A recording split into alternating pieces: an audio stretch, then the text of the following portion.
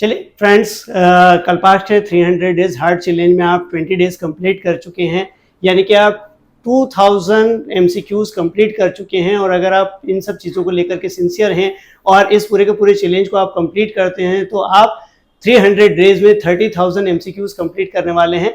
ठीक है, तो इस जर्नी को हम लोग आगे बढ़ाते हैं। 2000 एमसीक्यूज जो हम लोग कंप्लीट कर चुके हैं उसको आगे लेकर के चलेंगे, क्योंकि आज 21st डे है।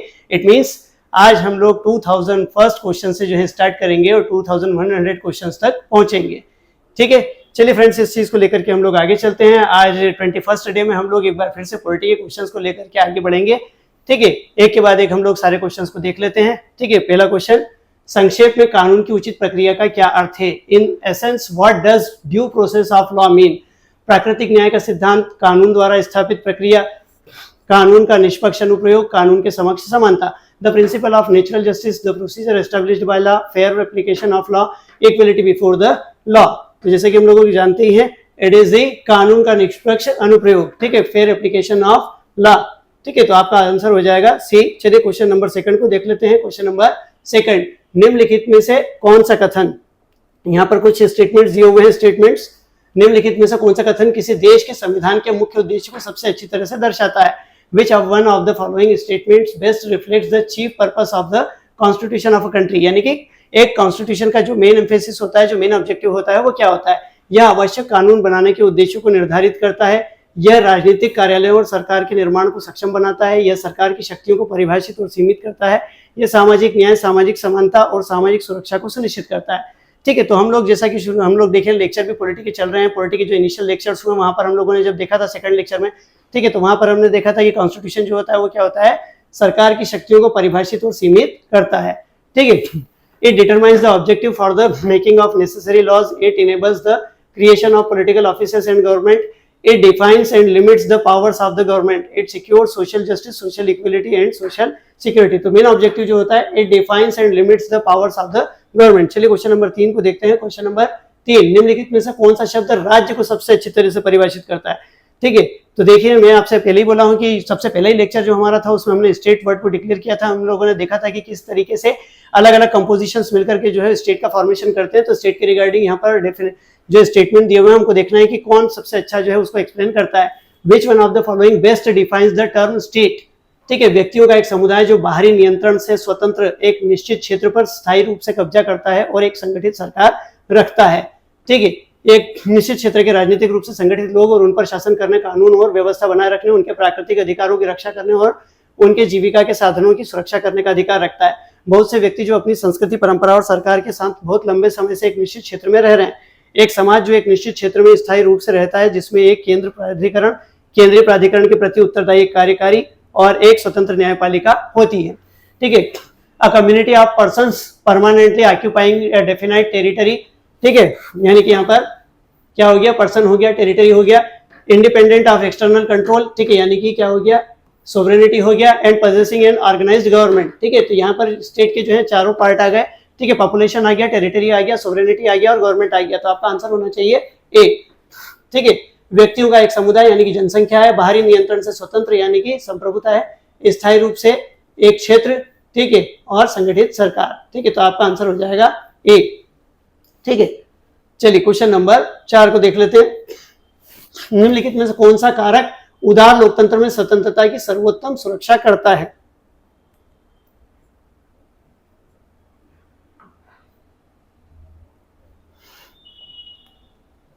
प्रतिबद्ध न्यायपालिका, शक्तियों का केंद्रीकरण, निर्वाचित सरकार, शक्तियों का पृथक्करण।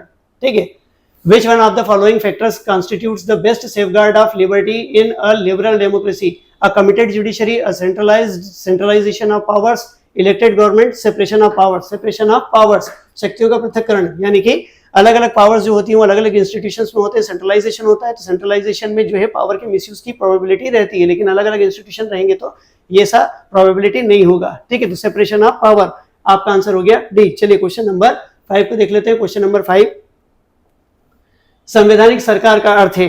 ठीक है, यानी कि कॉन्स्टिट्यूशनल गवर्नमेंट मीन्स। ठीक है, संवैधानिक सरकार का अर्थ क्या होता है? संघीय ढांचे वाली राष्ट्र की प्रतिनिधि सरकार, ऐसी सरकार जिसके मुखिया को नाम मात्र की शक्तियां प्राप्त होती है, ऐसी सरकार जिसके मुखिया को वास्तविक शक्तियां प्राप्त होती है, संविधान की शर्तों द्वारा सीमित सरकार। ठीक है, तो संविधान की बात हो रही है, तो ऐसी सरकार जो क्या होती है, संविधान की शर्तों द्वारा सीमित। Constitutional government means a representative government of nation with a federal structure, a government whose head enjoys nominal powers, a government whose head enjoys real power, a government limited by the terms of the constitution. ठीक है, a government limited by the terms of constitution. ठीक है, question number 5 का answer हो गया आपका D. Question number 6 को देख लेते हैं। संसदीय शासन प्रणाली वह है जिसमें, यानी कि यहाँ पर पार्लियामेंट्री डेमोक्रेसी से रिलेटेड कुछ स्टेटमेंट्स दिए हुए हैं। संसद में सभी राजनीतिक दलों का सरकार में प्रतिनिधित्व होता है, सरकार संसद के प्रति उत्तरदायी होती है और उसे संसद द्वारा हटाया जा सकता है। ठीक है, सरकार जनता द्वारा चुनी जाती है और उसे जनता द्वारा हटाया जा सकता है। सरकार संसद द्वारा चुनी जाती है लेकिन उसे निश्चित कार्यकाल पूरा होने से पहले संसद द्वारा नहीं हटाए। ठीक है, तो आपका जो है हुआ आंसर बी। ठीक है ना। अ parliamentary system of government is one which all political parties in parliament are represented in the government। नहीं, the government is responsible to the parliament and can be removed by it। ठीक है, article 75 है ना, article 75 class 3 में अपन लोग देखते हैं collective responsibility, जब तक मेजोरिटी रहेगा तब तक गवर्नमेंट जो है वो पावर में रह सकता है। ठीक है, और जैसे मेजोरिटी गया पार्लियामेंट उसको क्या कर सकता है, हटा दे सकता है। The government is elected by the people and can be removed by them. The government is chosen by the parliament but can not be removed by it before completion of the fix term. ठीक है, तो क्या होता है, सरकार संसद के प्रति उत्तरदायी होती है और संसद उसको हटा सकती है। ठीक है, आपका 6 का हो गया आंसर बी। क्वेश्चन नंबर 7 में चलते हैं। ठीक है, there are statements regarding the, है ना, गांधीज्म एंड मार्क्सिज्म, दोनों में कॉमन क्या है। ठीक है, गांधीवाद और मार्क्सवाद के बीच एक आम सहमति है, राज्य विहीन समाज का अंतिम लक्ष्य वर्ग संघर्ष, निजी संपत्ति का उन्मूलन, आर्थिक नियतिवाद। ठीक है, one common agreement between the Gandhism and Marxism is the final goal of a stateless society, class struggle। ठीक है, गांधी हम लोगों को पता है नॉन वायलेंस की बात करते हैं, तो क्लास स्ट्रगल कहीं से भी जो है वो उसको नहीं मान सकते। एबॉलिशन ऑफ प्राइवेट प्रॉपर्टी, ठीक है, इकोनॉमिक डिटर्मिनिज्म। ठीक है, the final goal of a stateless society. ठीक है, राज्य विहीन समाज जो है दोनों का लक्ष्य है। ठीक है, गांधी भी जो है वो, है ना, राज्य विहीन समाज की बात करते हैं। उनका मानना है कि जबरदस्ती किसी के ऊपर कानून थोपा नहीं जाना चाहिए, बल्कि नैतिकता का स्तर इतना उच्च होना चाहिए। ठीक है, लोगों को इतने उच्च स्तर पर होना चाहिए कि वो खुद अपनी मर्जी से पूरी व्यवस्था को बनाए रखे। तो वो राज्य को क्या मानते हैं, राज्य को एक आवश्यक बुराई के रूप में मानते हैं। ठीक है, तो यहाँ पर देखते हैं दोनों राज्य विहीन समाज की बात करते हैं। ठीक है, चलिए देख लेते हैं क्वेश्चन नंबर 8। संवैधानिक सरकार की परिभाषा के अनुसार है, a constitutional government by definition is a विधायिका द्वारा सरकार, लोकप्रिय सरकार, बहुदलीय सरकार, सीमित सरकार।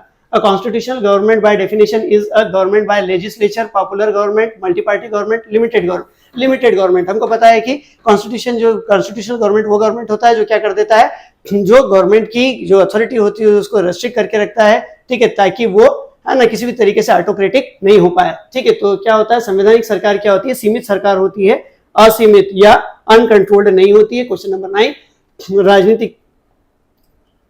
राजनीति के संदर्भ में आप निम्नलिखित में से किसे स्वतंत्रता की सबसे उपयुक्त परिभाषा के रूप में स्वीकार करेंगे। राजनीतिक शासकों के अत्याचार से सुरक्षा, संयम का अभाव, जो चाहे करने का अवसर, खुद को पूरी तरीके से विकसित करने का अवसर। ठीक है, in the context of polity which one of the following would you accept as the most appropriate definition of liberty. Liberty का सबसे अप्रोप्रिएट डेफिनेशन क्या होगा, protection against the tyranny of political rulers, absence of restraint, opportunity to do whatever one likes. ठीक है, opportunity to develop oneself fully. ठीक है, हम लोगों को पता है कि खुद को डेवलप करने की अपॉर्चुनिटीज होना ही जो है ये लिबर्टी का सबसे अच्छा डेफिनेशन होता है। यानी कि खुद को, ठीक है, नागरिक को उसको पूरी तरीके से विकसित करने के अवसर दिए जाएं, यही स्वतंत्रता की सबसे अच्छी परिभाषा हो सकती है। ठीक है, चलिए देख लेते हैं क्वेश्चन नंबर 10। क्वेश्चन नंबर 10, निम्नलिखित में से कौन सा कानून और स्वतंत्रता के बीच सबसे उपयुक्त संबंध को बताता है। ठीक है, which of the following reflects the most appropriate relationship between law and liberty. यदि अधिक कानून है तो स्वतंत्रता कम है। ठीक है, यदि कोई कानून नहीं है तो कोई स्वतंत्रता नहीं है। यदि स्वतंत्रता है तो कानून लोगों द्वारा बनाए जाने चाहिए। यदि कानून बहुत बार बदले जाते हैं तो स्वतंत्रता खतरे में है। If there are more laws, there is less liberty. If there are no laws, there is no liberty. If there is liberty, laws have to be made by people. If laws are changed too often, liberty is in danger. It means, ठीक है, if there are no laws, there is no liberty. ठीक है, यदि कोई कानून नहीं है तो कोई स्वतंत्रता भी नहीं होगी। ठीक है, लिबर्टी को मेंटेन करने के लिए लॉज को बनाया जाना जरूरी है, क्योंकि सोसाइटी में हमेशा कुछ लोग ऐसे होते हैं जो कि, है ना, सोसाइटी की जो स्टेबिलिटी है उसको थ्रेटन करने की कोशिश करते हैं। तो ऐसे लोगों को रेगुलेट करने के लिए लॉ का होना जरूरी है। ठीक है, विदाउट लॉ जो है सिस्टम को प्रॉपर्ली चलाया जाना पॉसिबल नहीं है, ठीक है। तो if there are no laws there is no liberty, it means जो ऑप्शन बी है वो आपका करेक्ट है, ठीक है। क्वेश्चन नंबर 10 का आंसर हो गया आपका बी। चलिए क्वेश्चन नंबर 11 को देख लेते हैं। निम्नलिखित में से किसे कानून के शासन की मुख्य विशेषता माना जाता है, ठीक है। It means there are some statements regarding the rule of law, ठीक है ना। इनमें से कौन से फीचर्स होते हैं जो रूल ऑफ लॉ को है ना रिप्रेजेंट करते हैं, ठीक है। शक्तियों की सीमाएं, ठीक है ना, लिमिटेशंस ऑफ पावर, ठीक है। रूल ऑफ लॉ में जो है वो गवर्नमेंट का जो पावर होता है उसको लिमिटेड होना चाहिए। कानून के समक्ष समानता, ठीक है ना, कानून के समक्ष समानता, इक्वलिटी बिफोर द लॉ, ठीक है। हम लोगों को पता है ये भी है ना रूल ऑफ लॉ में इंक्लूडेड है। सरकार के प्रति लोगों की जिम्मेदारी, सरकार के प्रति लोगों की जिम्मेदारी, ठीक है। ये नहीं होता है, हम लोगों को पता है कि डेमोक्रेसी में तो क्या होता है, सरकार लोगों के लिए रिस्पॉन्सिबल होती है, लोग सरकार के लिए रिस्पॉन्सिबल नहीं होते हैं, ठीक है। स्वतंत्रता और नागरिक अधिकार, ठीक है। लिबर्टी एंड सिविल राइट्स, तो यानी कि आपका फर्स्ट स्टेटमेंट करेक्ट है, सेकंड स्टेटमेंट करेक्ट है, आपका फोर्थ स्टेटमेंट करेक्ट है। इन दिस सेंस आपका आंसर जो बनेगा सी 1, 2 एंड 4। चलिए क्वेश्चन नंबर 12 को देख लेते हैं। क्वेश्चन नंबर 12, समाज में समानता के निहितार्थों में से एक है, ठीक है। It means one of the implications of equality, one of the implications of equality in society is the absence of, ठीक है, विशेषाधिकार, प्रतिबंध, प्रतिस्पर्धा, विचारधारा, ठीक है। तो क्या होगा विशेषाधिकार, ठीक है ना। तो क्या होगा प्रिविलेजेस, ठीक है, अब्सेंस ऑफ प्रिविलेजेस। प्रिविलेजेस अगर होंगे तो वहां पर इक्वलिटी नहीं हो सकती, और अगर इक्वलिटी हमको एस्टेब्लिश करनी है तो है ना क्या करने पड़ेंगे, प्रिविलेजेस को हम लोगों को खत्म करने पड़ेंगे, ठीक है। जैसा हमारे कॉन्स्टिट्यूशन फ्रेमवर्क्स ने किया था, ठीक है ना। जो पहले अपन लोग देखते हैं हिस्ट्री में कुछ क्लास ऐसे हुआ करते थे जिनके पास प्रिविलेजेस होते हुए थे, और कुछ क्लास ऐसे थे जो कि डिप्राइव्ड थे, ठीक है। तो सबको इक्वल करने के लिए क्या किया गया, जो प्रिविलेजेस थे उसको खत्म कर दिया गया। तो अब्सेंस ऑफ प्रिविलेज जो है आपके क्वेश्चन नंबर 12 का आंसर हो गया आपका ए। चलिए क्वेश्चन नंबर 13 को देख लेते हैं। निम्नलिखित में से कौन सा कथन सही है, ठीक है। देयर आर सम स्टेटमेंट्स, ठीक है, इनको देखना है और हमको पहचानना है कौन सा स्टेटमेंट करेक्ट है। अधिकार नागरिकों के विरुद्ध राज्य के दावे हैं, अधिकार नागरिकों के विरुद्ध राज्य के दावे हैं, ठीक है। Rights are claims of the state against the citizens, गलत है। अधिकार विशेषाधिकार है जो किसी राज्य के संविधान में शामिल है, ठीक है, ये भी नहीं, ठीक है। Rights are privileges which are incorporated in the constitution of a state, ठीक है। अधिकार राज्य के विरुद्ध नागरिकों के दावे हैं, ठीक है। Rights are claims of the citizens against the state, ठीक है। तो हमको पता है कि जो राइट्स होते हैं वो क्या होते हैं, these are the claims against the state, ठीक है। ये सिटीजंस के क्लेम्स होते हैं, यानी कि अधिकार क्या होते हैं, राज्य के विरुद्ध नागरिकों के दावे, ठीक है। तो 13 क्वेश्चन नंबर 13 का आपका आंसर हो जाएगा सी। चलिए क्वेश्चन नंबर 14 को देख लेते हैं। स्थानीय स्वशासन को सबसे अच्छी तरीके से निम्नलिखित में से किस अभ्यास के रूप में समझाया जा सकता है। Local self government can be best explained, ठीक है, explained as an exercise in संघवाद, फेडरलिज्म नहीं, लोकतांत्रिक विकेंद्रीकरण, प्रशासनिक प्रतिनिधिमंडल, प्रत्यक्ष लोकतंत्र, ठीक है। तो ये क्या होगा आपका आंसर बी, लोकतांत्रिक विकेंद्रीकरण। Federalism, democratic decentralisation, administrative delegation, direct democracy, ठीक है। तो डेमोक्रेटिक डिसेंट्रलाइजेशन, ठीक है। डायरेक्ट डेमोक्रेसी क्यों नहीं होगा, डायरेक्ट डेमोक्रेसी इसलिए नहीं होगा क्योंकि अपन लोग देखते हैं there are some institution like municipal corporations हैं, ठीक है, म्युनिसिपैलिटीज हैं, ठीक है, जो डायरेक्ट डेमोक्रेसी की तरह काम नहीं करते हैं। अपन लोग देखते हैं कि जो विलेज लेवल पर जरूर है कि जो ग्राम सभाएं होती हैं वो प्रत्यक्ष लोकतंत्र के रूप में काम करती है, लेकिन हम लोग देखते हैं कि लोकल सेल्फ गवर्नमेंट के अंतर्गत जो है वो अर्बन लोकल बॉडीज को भी शामिल किया जाता है, और वो इस तरीके से डायरेक्ट डेमोक्रेसी की तरह काम नहीं करते। इसलिए डेमोक्रेटिक डिसेंट्रलाइजेशन यानी कि सत्ता को, डिसीजन मेकिंग अथॉरिटी को क्या करना, नेशनल लेवल्स पर प्रोवाइड करना, ठीक है। तो लोकल सेल्फ गवर्नमेंट को बेस्ट डिस्क्राइब कैसे कर सकते हैं, डेमोक्रेटिक डिसेंट्रलाइजेशन से। क्वेश्चन नंबर 14 आपका आंसर हो जाएगा बी। चलिए क्वेश्चन नंबर 15 को देखते हैं। लोकतंत्र का श्रेष्ठ गुण इस तथ्य में निहित है कि यह निम्नलिखित को क्रियाशील बनाता है। Democracy superior virtue lies in the fact that it calls into the activity, ठीक है। सामान्य पुरुषों और महिलाओं की बुद्धिमत्ता और चरित्र, ठीक है। The intelligence and character of the ordinary man and women, भी कार्यकारी नेतृत्व को मजबूत करने के तरीके नहीं। The methods for strengthening executive leadership नहीं है, ठीक है। सी गतिशीलता और दूरदर्शिता वाला एक श्रेष्ठ व्यक्ति, a superior individual with dynamism and vision नहीं। समर्पित पार्टी कार्यकर्ताओं का एक समूह, a band of dedicated party workers, ठीक है। तो आपका आंसर क्या होगा, डेमोक्रेसी का जो सुपीरियर है, सुपीरियरिटी वो क्या है, सामान्य पुरुषों और महिलाओं की बुद्धिमत्ता और चरित्र, ठीक है। The intelligence and character of the ordinary man and women, ठीक है। क्वेश्चन नंबर 15 का आपका आंसर हो गया ए। चलिए क्वेश्चन नंबर 16 में देखते हैं। संसदीय शासन प्रणाली का मुख्य लाभ यह है कि, ठीक है, यानी कि पार्लियामेंट्री डेमोक्रेसी के का सबसे इंपॉर्टेंट बेनिफिट क्या होता है, ठीक है। कार्यपालिका और विधायिका स्वतंत्र रूप से काम करती है, ठीक है ना। The executive and legislature work independently, यह नीति की निरंतरता प्रदान करती है और अधिक कुशल होती है।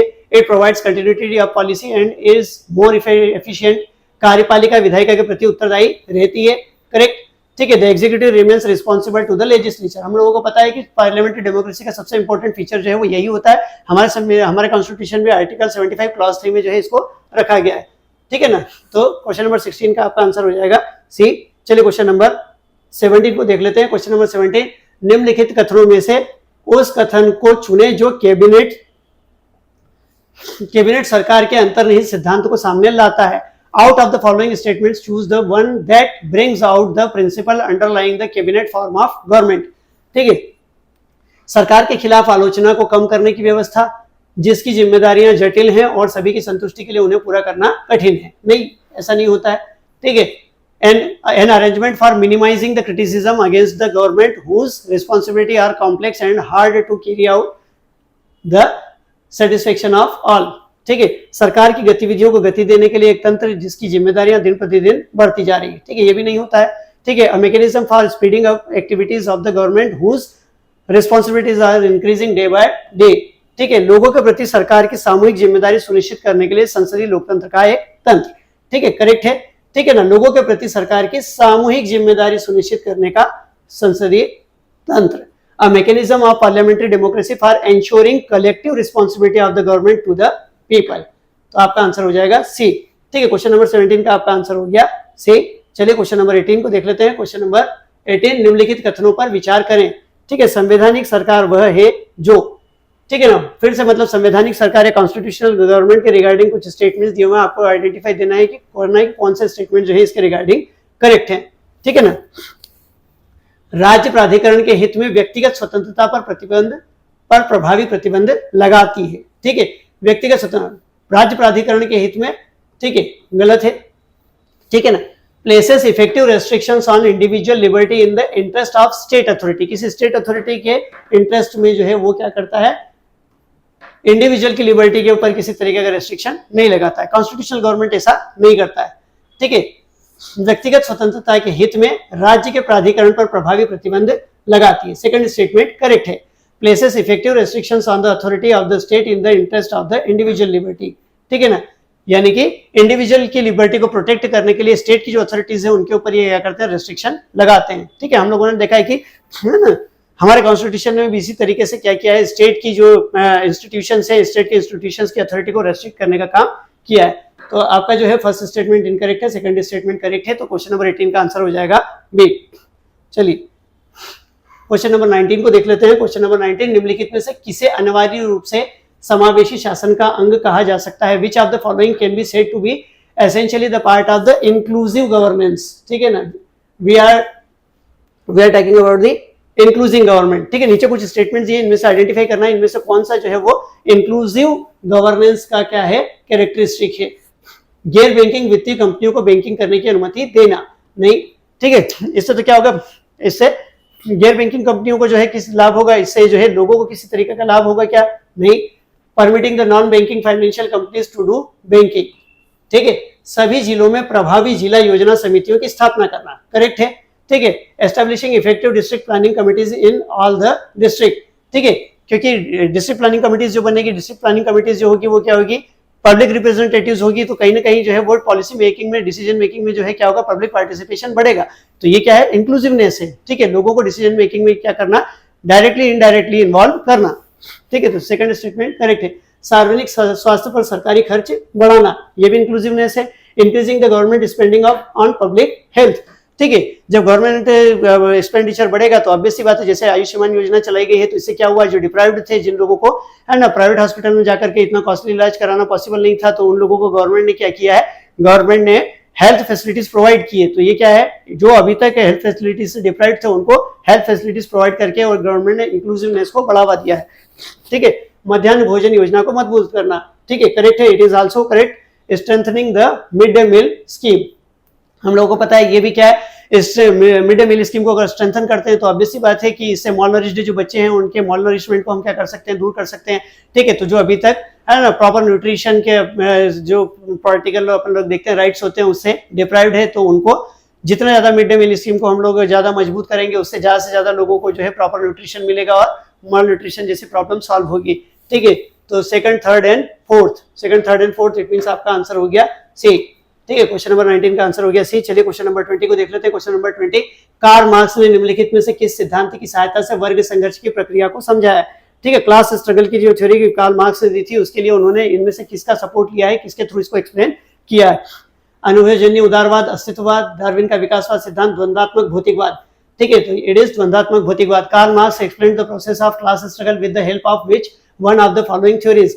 Empirical liberalism, existentialism, Darwin's theory of evolution, dialectical materialism. ठीक है, तो डायरेक्टिकल मटेरियलिज्म। ठीक है, बेसिकली अगर अपन लोग देखते हैं ये थ्योरी जो है वो हीगल के द्वारा दिया गया था। हीगल ने सबसे पहले इस थ्योरी को रखा था। ठीक है, और इसी थ्योरी के बेसिस पे जो है ना कार्ल मार्क्स ने क्या किया था, अपने क्लास स्ट्रगल की थ्योरी को एक्सप्लेन करने का काम किया था। याद रखिएगा, कार्ल मार्क्स ने किसकी बेसिस पे? द्वंद्वात्मक भौतिकतावाद। चलिए क्वेश्चन नंबर 21 को देख लेते हैं। निम्नलिखित में से किसने कार्ल मार्क्स के साथ मिलकर कम्युनिस्ट घोषणा पत्र लिखा था? Who among the following wrote the Communist Manifesto along with the Karl Marx? Emil Durkheim, Friedrich Engels, Robert Owen, Max Weber। ठीक है, तो that is Friedrich Engels। ठीक है ना, your answer is Friedrich Engels। Friedrich Engels और marks ने मिलकर के दोनों ने क्या किया था? कम्युनिस्ट मैनिफेस्टो लिखा था। ठीक है, चलिए क्वेश्चन नंबर 22 को देख लेते हैं। क्वेश्चन नंबर 22, ठीक है, आनुपातिक प्रतिनिधित्व ऐसे देश में आवश्यक नहीं है जहां आवश्यक नहीं है। ठीक है, proportional representation is not necessary in a country where कोई आरक्षित निर्वाचन क्षेत्र नहीं है। दो पक्षीय प्रणाली विकसित हो गई। पहले पास्ट पोस्ट प्रणाली प्रचलित है। राष्ट्रपति और संसदीय शासन प्रणाली का मिश्रण है। ठीक है, जहां पर दो पक्षीय प्रणाली, ठीक है, यानी दो दलीय, ठीक है, जहां पर टू पार्टी सिस्टम अच्छे से डेवलप हो गया है, टू पार्टी सिस्टम अच्छे से डेवलप है, वहां पर प्रोपोर्शनल रिप्रेजेंटेशन की रिक्वायरमेंट नहीं रहेगी। हम लोगों को अच्छी तरीके से पता है। ठीक है, जब दो ही दल हैं तो ऐसे में प्रोपोर्शनल रिप्रेजेंटेशन देने की कोई रिक्वायरमेंट नहीं है। ठीक है, प्रोपोर्शनल रिप्रेजेंटेशन की रिक्वायरमेंट कहां पर होती है? जहां पर मल्टी पार्टी सिस्टम होता है। ठीक है, तो आपका आंसर क्या हो जाएगा? अ टू पार्टी सिस्टम। ठीक है, आंसर बी हो जाएगा। क्वेश्चन नंबर 23, चलिए, निम्नलिखित में से किस देश में संसद के दोनों सदनों की 75% सीटें फर्स्ट पास द पोस्ट प्रणाली के आधार पर और 25% सीटें जो है वो आनुपातिक प्रतिनिधित्व प्रणाली के आधार पर भरी जाती है? In which one of the following countries are 75% of seats in both houses of parliament filled on the basis of first past the post system and 25% on the basis of proportional representation system of elections? Germany, Italy, France, Russia. ठीक है, the answer is Italy. ठीक है, तो answer क्या है? Italy. Italy में 75% जो है first pass the post system के बेसिस पे भरते हैं और 25% जो है वो किसकी बेसिस पे? प्रोपोर्शनल रिप्रेजेंटेशन के बेसिस पे भरते हैं। चलिए क्वेश्चन नंबर 24 को देख लेते हैं। असर्शन और रीजन बेस्ड ये क्वेश्चन है। आर्थिक वैश्विकता का उदय समाजवादी विचारधारा के पतन का संकेत नहीं देता है। ठीक है, यानी कि the emergence of economic globalism does not imply the decline of socialist ideology. ठीक है, डेफिनेटली देता है। ठीक है, जैसे जैसे इकोनॉमिक लिबरलाइजेशन बढ़ रहा है, जैसे जैसे अपन लोग देखते हैं कि इकोनॉमिक ग्लोबलिज्म बढ़ रहा है, वैसे वैसे कम्युनिज्म क्या होते जा रहा है? खत्म होते जा रहा है। कम्युनिज्म धीरे धीरे क्या होता जा रहा है? कम होते जा रहा है। ठीक है, तो डेफिनेटली फर्स्ट जो है वो असर्शन क्या है? इनकरेक्ट है। ठीक है ना, फर्स्ट स्टेटमेंट क्या है? इनकरेक्ट है। रीजन, समाजवाद की विचारधारा सार्वभौमिकता और वैश्विकता में विश्वास करती है। ठीक है, तो सेकंड स्टेटमेंट जो है वो आपका क्या है? करेक्ट है। The ideology of socialism believes in universalism and globalism. In the context of the above two statements which one of the following is correct? ठीक है, तो सेकंड स्टेटमेंट जो है वो हमारा क्या है? करेक्ट है, यानी कि ए इनकरेक्ट है और आर आपका क्या है? करेक्ट है। तो आपका आंसर क्या हो जाएगा? डी। ए इनकरेक्ट है और आर करेक्ट है। चलिए देख लेते हैं क्वेश्चन नंबर 25। ठीक है, क्वेश्चन नंबर 25, नीचे वर्णित राजनीतिक विरोध के चार रूपों में से कौन सा उस व्यक्ति के नाम से लिया गया है जिसने पहली बार इसे राजनीतिक हथियार के रूप में इस्तेमाल किया था? Of the four forms of political protest mentioned below, which one is derived from the name of the person who used it as a political weapon for the first time? बहिष्कार, घेराव, बंद, हड़ताल। ठीक है, बायकॉट, घेराव, बंद, हड़ताल। ठीक है, दैट इज बायकॉट। ठीक है, बायकॉट को सबसे पहले जो है वो किन्होंने? चार्ल्स कनिंघम बायकॉट ने जो है, चार्ल्स कनिंघम बायकॉट ने सबसे पहले जो है कहां पर? आयरलैंड में इसको यूज किया था, क्योंकि इनका नाम ही बायकॉट है। इन्होंने बोला था कि भाई है ना, ये क्या थे? एक स्टेट मैनेजर थे आयरलैंड में और इन्होंने ही सबसे पहले एज ए पॉलिटिकल वेपन जो है वो बायकॉट को यूज किया था। ठीक है, तो कौन? Charles Cunningham boycott. ठीक है, चलिए क्वेश्चन नंबर 26 को देख लेते हैं। क्वेश्चन नंबर 26, निम्नलिखित में से किस देश में कमोबेश द्विदलीय प्रणाली विकसित हुई है? Which one of the following countries has more or less evolved a two-party system? Sri Lanka, Bangladesh, Pakistan, Myanmar. Sri Lanka, Bangladesh, Pakistan and Myanmar. Your answer is Bangladesh. ठीक है, आप देखेंगे बांग्लादेश में जो है वो कहीं ना कहीं दो पार्टी सिस्टम जो है वो प्रॉपरली जो है डेवलप धीरे धीरे होता जा रहा है। ठीक है, क्वेश्चन नंबर 27 को देख लेते हैं। क्वेश्चन नंबर 27, हमने ब्रिटिश मॉडल के आधार पर संसदीय लोकतंत्र को अपनाया, लेकिन हमारा मॉडल उस मॉडल से किस तरह लगे? ठीक है, we adopted parliamentary democracy based on the British model, but how does our model different from that model? ठीक है, यानी कि इंडिया की parliamentary democracy British parliamentary democracy से किस तरीके से है ना डिफरेंट है, यहाँ हम लोगों को आइडेंटिफाई करना है। कानून बनाने के मामले में ब्रिटिश संसद सर्वोच्च या संप्रभु है, लेकिन भारत में संसद की कानून बनाने की शक्ति सीमित है। ठीक है, बिल्कुल सही, पहला स्टेटमेंट जो है वो आपका क्या है, करेक्ट है। ठीक है, as regards legislation the British parliament is supreme और sovereign, but in India the power of the parliament to legislate is limited. ठीक है, वहां पर जो है पार्लियामेंट के लेजिस्लेशन करने के ऊपर किसी तरह का कोई रिस्ट्रिक्शन नहीं है, लेकिन हमारे यहाँ पर रिस्ट्रिक्शन लगा हुआ है। हमारे पर बेसिक स्ट्रक्चर का प्रिंसिपल जो है वो है ना कोर्ट ने दिया हुआ है, जुडिशियल रिव्यू भी हमारे यहाँ पर होता है। ठीक है, तो इसलिए हमारे यहाँ पर जो लेजिस्लेचर है उसकी है ना लेजिस्लेशन करने की अथॉरिटी रेस्ट्रिक्टेड है, लेकिन ब्रिटेन में ऐसा नहीं है। भारत में संसद के किसी अधिनियम में संशोधन की संवैधानिकता से संबंधित मामलों को सर्वोच्च न्यायालय द्वारा संविधान पीठ को भेजा जाता है। ठीक है, यानी कि कोई संविधान संशोधन किया जाता है और उसकी कॉन्स्टिट्यूशनलिटी को लेकर के किसी भी तरीके का कोई क्वेश्चन अराइज होता है तो उसको रिव्यू करने का काम कौन करता है? सुप्रीम कोर्ट का कॉन्स्टिट्यूशनल बेंच करता है। तो ये स्टेटमेंट भी जो है आपका क्या है, करेक्ट है। In India matters related to the constitutionality of the amendment of an act of the parliament are referred to the constitutional bench by the supreme court. ठीक है, तो ये स्टेटमेंट भी करेक्ट है। ठीक है, किसी भी कॉन्स्टिट्यूशनल अमेंडमेंट की कॉन्स्टिट्यूशनलिटी को अगर चेक करना है तो सुप्रीम कोर्ट उसको किसको भेजेगा? उसको कॉन्स्टिट्यूशनल बेंच को भेजेगा। तो फर्स्ट एंड सेकंड दोनों स्टेटमेंट जो है आपके करेक्ट है, आपका आंसर हो गया सी। चलिए क्वेश्चन नंबर 28 को देख लेते हैं। क्वेश्चन नंबर 28, भारतीय राजनीति में निम्नलिखित में से कौन सी एक अनिवार्य विशेषता है जो यह दर्शाती है कि यह संघीय चरित्र की है? ठीक है, which one of the following in Indian polity is an essential feature that indicates that federal in character? ठीक है, यानी कि इनमें से कौन सा कैरेक्टर जो है वो है ना फेडरल कैरेक्टर है? न्यायपालिका की स्वतंत्रता सुरक्षित है, संघ विधानमंडल में घटक इकाइयों से चुने हुए प्रतिनिधि होते हैं, केंद्रीय मंत्रिमंडल में क्षेत्रीय दलों से चुने हुए प्रतिनिधि हो सकते हैं, मौलिक अधिकार न्यायालय द्वारा लागू किए जा सकते हैं। ठीक है, तो फेडरलिज्म का जो सबसे इंपॉर्टेंट कैरेक्टर्स में से एक कैरेक्टर होता है that is independence of judiciary, न्यायपालिका की स्वतंत्रता। The independence of judiciary is safeguarded, the union legislature has elected representatives from constituent units, the union cabinet can have elected representative from the regional parties, the fundamental rights are enforceable by court of law। तो dear independence of judiciary is safeguarded. हमको पता है federalism के जो essential characters होते हैं उनमें से एक क्या होता है? Independence of judiciary. ठीक है, इंडिपेंडेंस ऑफ जुडिशरी, तो यहाँ पर हमारे कॉन्स्टिट्यूशन ने भी इस इंडिपेंडेंस को क्या किया? सेफगार्ड करने का काम किया है। चलिए क्वेश्चन नंबर 29 को देख लेते हैं। क्वेश्चन नंबर 29, भारत के संदर्भ में निम्नलिखित कथनों पर विचार किए। With reference to India consider the following statements. केवल एक नागरिकता और एक अधिवास है। There is only one citizenship and one domicile. Correct, हमारे यहाँ पर न तो है ना ड्यूअल सिटीजनशिप का प्रोविजन है, नहीं हमारे यहाँ पर ड्यूअल है ना डोमिसाइल का प्रोविजन है। ठीक है, हम डोमिसाइल भी एक ही किसी पर्टिकुलर स्टेट के हो सकते हैं और सिटीजन भी केवल इंडिया के हो सकते हैं। ठीक है, फर्स्ट स्टेटमेंट जो है वो आपका क्या हो गया? करेक्ट हो गया। सेकंड स्टेटमेंट, केवल जन्म से नागरिक ही राज्य का प्रमुख बन सकता है। ठीक है, यानी कि a citizen by birth only can become the head of state. Head of state कौन होता है? हमारे यहाँ पर प्रेसिडेंट ऑफ इंडिया होता है, लेकिन हमारा कॉन्स्टिट्यूशन ऑफ इंडिया इस तरीके का कोई प्रोविजन नहीं करता है। ठीक है, हम लोगों के लिए केवल प्रोविजन क्या है? He should be the citizen of India. ठीक है, उसका by birth citizen of India होना जरूरी नहीं है। यूएसए में जरूर होता है, यूएसए का प्रेसिडेंट जो है वो बाय बर्थ वहां का सिटीजन होना चाहिए, लेकिन इंडियन कॉन्स्टिट्यूशन ने ऐसा कोई रेस्ट्रिक्शन नहीं रखा है। सेकंड स्टेटमेंट आपका गलत हो गया। एक बार नागरिकता दिए जाने के बाद किसी भी परिस्थिति में किसी विदेशी को इससे वंचित नहीं किया जा सकता। ठीक है, ये स्टेटमेंट भी इनकरेक्ट है। A foreigner once granted the citizenship can not be deprived of it under any circumstances. ठीक है, ये स्टेटमेंट क्या है? गलत है। Which of the statements given above is are correct? इस पॉइंट ऑफ व्यू से अगर हम लोग देखें तो केवल फर्स्ट स्टेटमेंट आपका करेक्ट आ रहा है। क्वेश्चन नंबर 29 का आंसर हो गया आपका ए। चलिए क्वेश्चन नंबर 30 को देख लेते हैं। क्वेश्चन नंबर 30, भारत के संदर्भ में नौकरशाही के लिए निम्नलिखित में से कौन सी विशेषता उपयुक्त है? In the context of India which one of the following is the characteristic appropriate for the bureaucracy? देखिए वर्ड यहाँ पर क्या यूज किया गया? ब्यूरोक्रेसी। ठीक है ना, ब्यूरोक्रेसी यानी कि नौकरशाही शब्द की जो है वो हमको ध्यान में रखना है। संसदीय लोकतंत्र के दायरे को व्यापक बनाने वाली agency, an agency of widening the scope of parliamentary democracy, नहीं। ठीक है, सेकंड, संघवाद की संरचना को मजबूत करने वाली एजेंसी, ये भी नहीं है। An agency for strengthening the structure of federalism, ठीक है, अगर ऑल इंडिया सर्विसेज की केवल बात हो रही होती तो डेफिनेटली हम इसको आंसर मान सकते हैं, बट नौकरशाही यानी कि ब्यूरोक्रेसी में क्या होता है, स्टेट सर्विसेज भी जो है इंक्लूडेड होती है। ठीक है, तो ये ऐसी एजेंसी नहीं होती जो फेडरल स्ट्रक्चर को मजबूत बनाती है। ठीक है, राजनीतिक स्थिरता और आर्थिक विकास को सुविधाजनक बनाने वाली एजेंसी, ठीक है ना, ये भी नहीं है।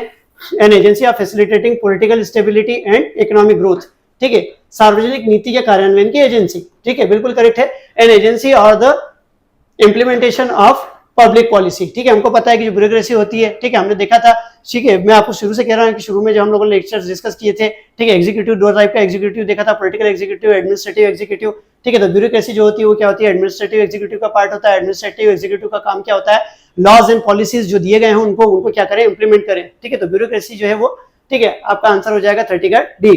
चलिए क्वेश्चन नंबर 31 को देखते हैं। क्वेश्चन नंबर 31, निम्नलिखित में से कौन सी विशेषता भारतीय संघवाद की नहीं है? ठीक है, which one of the following is not a feature of the Indian federalism? ठीक है, इनमें से कौन सा फीचर जो है इंडियन फेडरलिज्म का नहीं है? भारत में एक स्वतंत्र न्यायपालिका है। ठीक है, there is an independent judiciary in India, ठीक है, करेक्ट है। ठीक है, केंद्र और राज्य के बीच शक्तियों का स्पष्ट रूप से विभाजन किया गया है, ये भी है, करेक्ट है। Powers have been clearly divided between the centre and the states, हमको पता है 7th शेड्यूल में यूनियन लिस्ट, स्टेट लिस्ट के थ्रू जो है दोनों में क्या किया गया है ना, पावर का डिवीजन किया गया है। संघीय इकाइयों को राज्यसभा में असमान प्रतिनिधित्व दिया गया है, ठीक है ना, ये भी करेक्ट है। ठीक है, हमारे यहाँ पर जो है वो क्या है, पॉपुलेशन के बेसिस पे जो है राज्यसभा में प्रतिनिधित्व दिया गया, सबको समान प्रतिनिधित्व नहीं है जैसा यूएसए में होता है। द फेडरेटिंग यूनिट है been given unequal representation in the Rajya Sabha, ठीक है, तो ये भी है, हमारा अनइक्वल रिप्रेजेंटेशन है। ठीक है, 4th शेड्यूल में सबके लिए अलग अलग जो है पॉपुलेशन की बेसिस पे दिया हुआ है।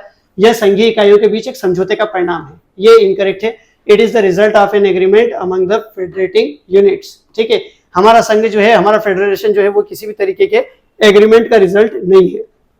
क्वेश्चन नंबर 32 को देख लेते हैं।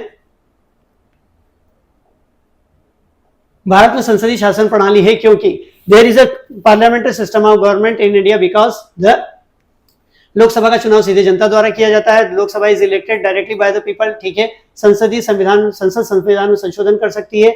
Parliament can amend the constitution. Rajya Sabha को भंग नहीं किया जा सकता है। Rajya Sabha can not be dissolved.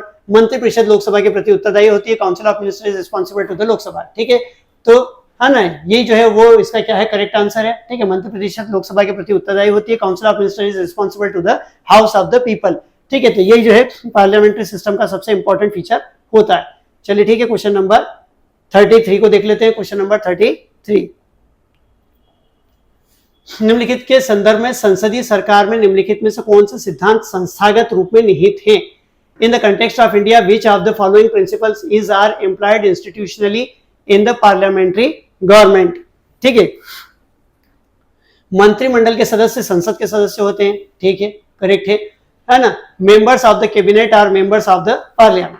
ठीक है, मंत्री तब तक पद पर बने रहते हैं जब तक उन्हें संसद में विश्वास प्राप्त होता है। ठीक है, ये भी करेक्ट है। Ministers hold the office till they enjoy confidence in the parliament. ठीक है, सेकंड स्टेटमेंट भी करेक्ट है। मंत्रिमंडल का नेतृत्व तो राज्य प्रमुख के द्वारा किया जाता है।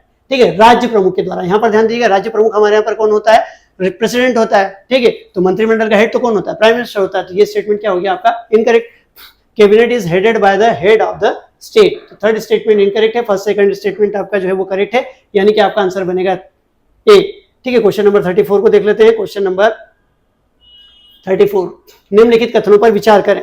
ठीक है, कुछ स्टेटमेंट्स दिए हुए हैं, इन स्टेटमेंट्स को हम लोगों को जो है देखना है। ठीक है, इनमें से कौन से करेक्ट स्टेटमेंट है? करेक्ट स्टेटमेंट हम लोगों को आइडेंटिफाई करना है। नागालैंड, असम, मणिपुर, आंध्र प्रदेश, सिक्किम, मिजोरम, अरुणाचल प्रदेश और गोवा की क्षेत्रीय मांगों को पूरा करने के लिए भारत के संविधान में अनुच्छेद 371 ए से लेकर के 371 आई डाले गए थे। बिल्कुल करेक्ट है। ठीक है ना, बिल्कुल करेक्ट है। Article 371 A to 371 I were inserted in the Constitution of India to meet regional demands of Nagaland, Assam, Manipur, Andhra Pradesh, Sikkim, Mizoram, Arunachal Pradesh and Goa। ठीक है, तो फर्स्ट स्टेटमेंट जो वो आपका क्या है? करेक्ट है। भारत और संयुक्त राज्य अमेरिका के संविधानों में दोहरी नीति, संघ और राज्य लेकिन एकल नागरिकता की परिकल्पना की गई। इनकरेक्ट है। ठीक है, हमारे यहाँ पर देखते हैं, हमारे यहाँ पर तो एकल नागरिकता है, लेकिन संयुक्त राज्य अमेरिका में एकल नागरिकता नहीं है। तो दूसरा statement incorrect. Constitutions of India and the United states of America envisages a dual policy, the union and the state, but a single citizenship। ठीक है, तो इंडिया जो है वो तो सिंगल सिटीजनशिप का प्रोविजन करता है, लेकिन यूएसए का कॉन्स्टिट्यूशन सिंगल सिटीजनशिप का प्रोविजन नहीं करता, ड्यूअल सिटीजनशिप का प्रोविजन करता है। ठीक है, भारत के किसी प्राकृतिक नागरिक को कभी भी उसकी नागरिकता से वंचित नहीं किया जा सकता है। ठीक है, किया जा सकता है, ठीक है ना।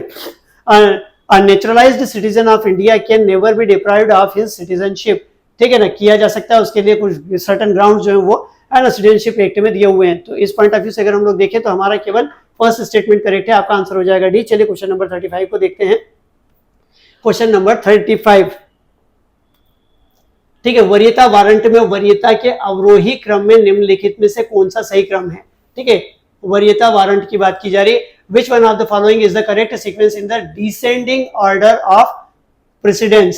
ठीक है, descending order of precedence in the warrant of precedence। ठीक है, warrant of precedence की बात कर रहे हैं, descending, ठीक है, यानी कि बड़े से छोटे की तरफ हमको क्या करना है, बढ़ना है। ठीक है, यानी कि किस अथॉरिटी को हायर पोजीशन जो है वो वारंट ऑफ प्रेसिडेंट में मिलती है, उससे स्टार्ट करते हुए लोअर अथॉरिटी की तरफ हमको बढ़ना है। ठीक है, पहले देख लेते हैं अपन लोग। भारत के अटॉर्नी जनरल, सर्वोच्च न्यायालय के न्यायाधीश, संसद सदस्य, राज्यसभा के उपसभापति। ठीक है, अटॉर्नी जनरल ऑफ इंडिया, जजेस of the supreme court, members of parliament, deputy chairman of Rajya Sabha. सर्वोच्च न्यायालय के न्यायाधीश, राज्यसभा के उपसभापति, ठीक है, भारत के अटॉर्नी जनरल, संसद सदस्य। ठीक है, जजेस of the supreme court, deputy chairman of Rajya Sabha, attorney general of India, members of parliament. ठीक है, सी, भारत के अटॉर्नी जनरल, राज्यसभा के उपसभापति, सर्वोच्च न्यायालय के न्यायाधीश, संसद सदस्य। Attorney general of India, deputy chairman of Rajya Sabha, जजेस of the supreme court, members of the parliament. सर्वोच्च न्यायालय के न्यायाधीश, भारत के अटॉर्नी जनरल, राज्यसभा के उपसभापति, संसद सदस्य। ठीक है, जजेस of the supreme court, attorney general of India, deputy chairman of Rajya Sabha, members of the parliament. तो इनको हमको क्या करना है, डिसेंडिंग ऑर्डर में देखना है।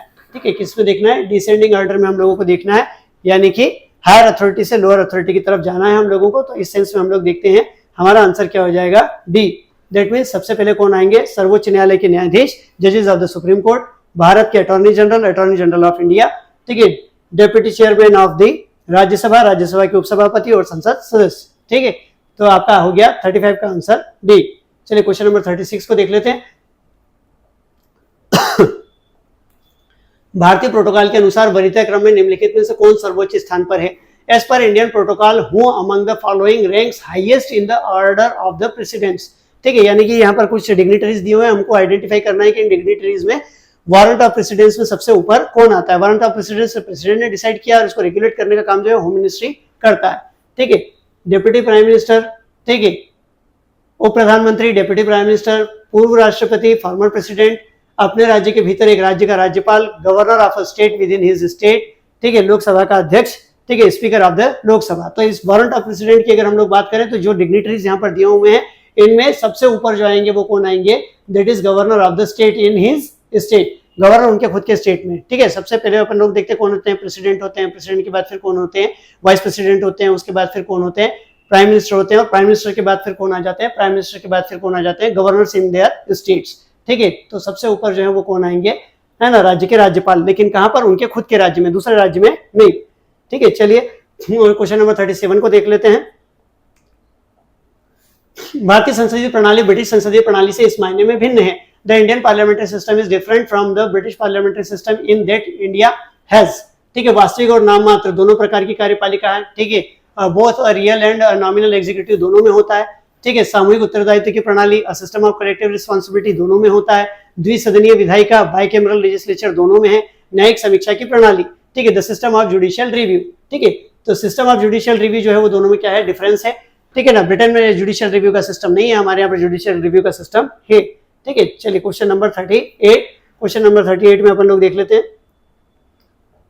संविधान दिवस के संबंध में निम्नलिखित कथनों पर विचार कीजिए। Consider the following statements in respect of the constitution day. ठीक है, दो स्टेटमेंट है। स्टेटमेंट फर्स्ट, नागरिकों के बीच संवैधानिक मूल्यों को बढ़ावा देने के लिए हर साल 26 नवंबर को संविधान दिवस मनाया जाता है। बिल्कुल करेक्ट है। ठीक है, first statement, the constitution day is celebrated on 26 November every year to promote constitutional values among the citizens. First statement correct. Second statement, 26 नवंबर 1949 को भारत की संविधान सभा ने भारत के संविधान का मसौदा तैयार करने के लिए डॉक्टर बी.आर. अम्बेडकर की अध्यक्षता में एक मसौदा समिति का गठन किया। सेकंड स्टेटमेंट इनकरेक्ट है, हमको पता है। ठीक है, 29 अगस्त 1947 को ड्राफ्टिंग समिति बनी थी। ठीक है, 26 नवंबर 1949 को नहीं बनी थी। ठीक है, on 26 November 1949 the Constituent Assembly of India set up a drafting committee under the chairmanship of Dr. B.R. Ambedkar to prepare a draft constitution of India. Which one of the following is correct? ठीक है, तो हमको पता है कि drafting committee जो बना था वो 29 अगस्त 1947 को बना था, 26 नवंबर 1949 को नहीं बना था। तो फर्स्ट स्टेटमेंट करेक्ट है, सेकंड स्टेटमेंट जो है वो आपका इनकरेक्ट है। ठीक है, तो आपका आंसर क्या होना चाहिए? सी। ठीक है, फर्स्ट स्टेटमेंट करेक्ट है, सेकंड स्टेटमेंट इनकरेक्ट है। आपका आंसर क्या हो गया? सी। चलिए क्वेश्चन नंबर 39 को देख लेते हैं। क्वेश्चन नंबर 39, निम्नलिखित कथनों पर विचार कीजिए। Consider the following statements. ठीक है, संविधान में संशोधन करने वाले विधेयक के लिए भारत के राष्ट्रपति की पूर्व अनुमति की आवश्यकता होती है। इनकरेक्ट, ऐसी कोई रिक्वायरमेंट नहीं होती।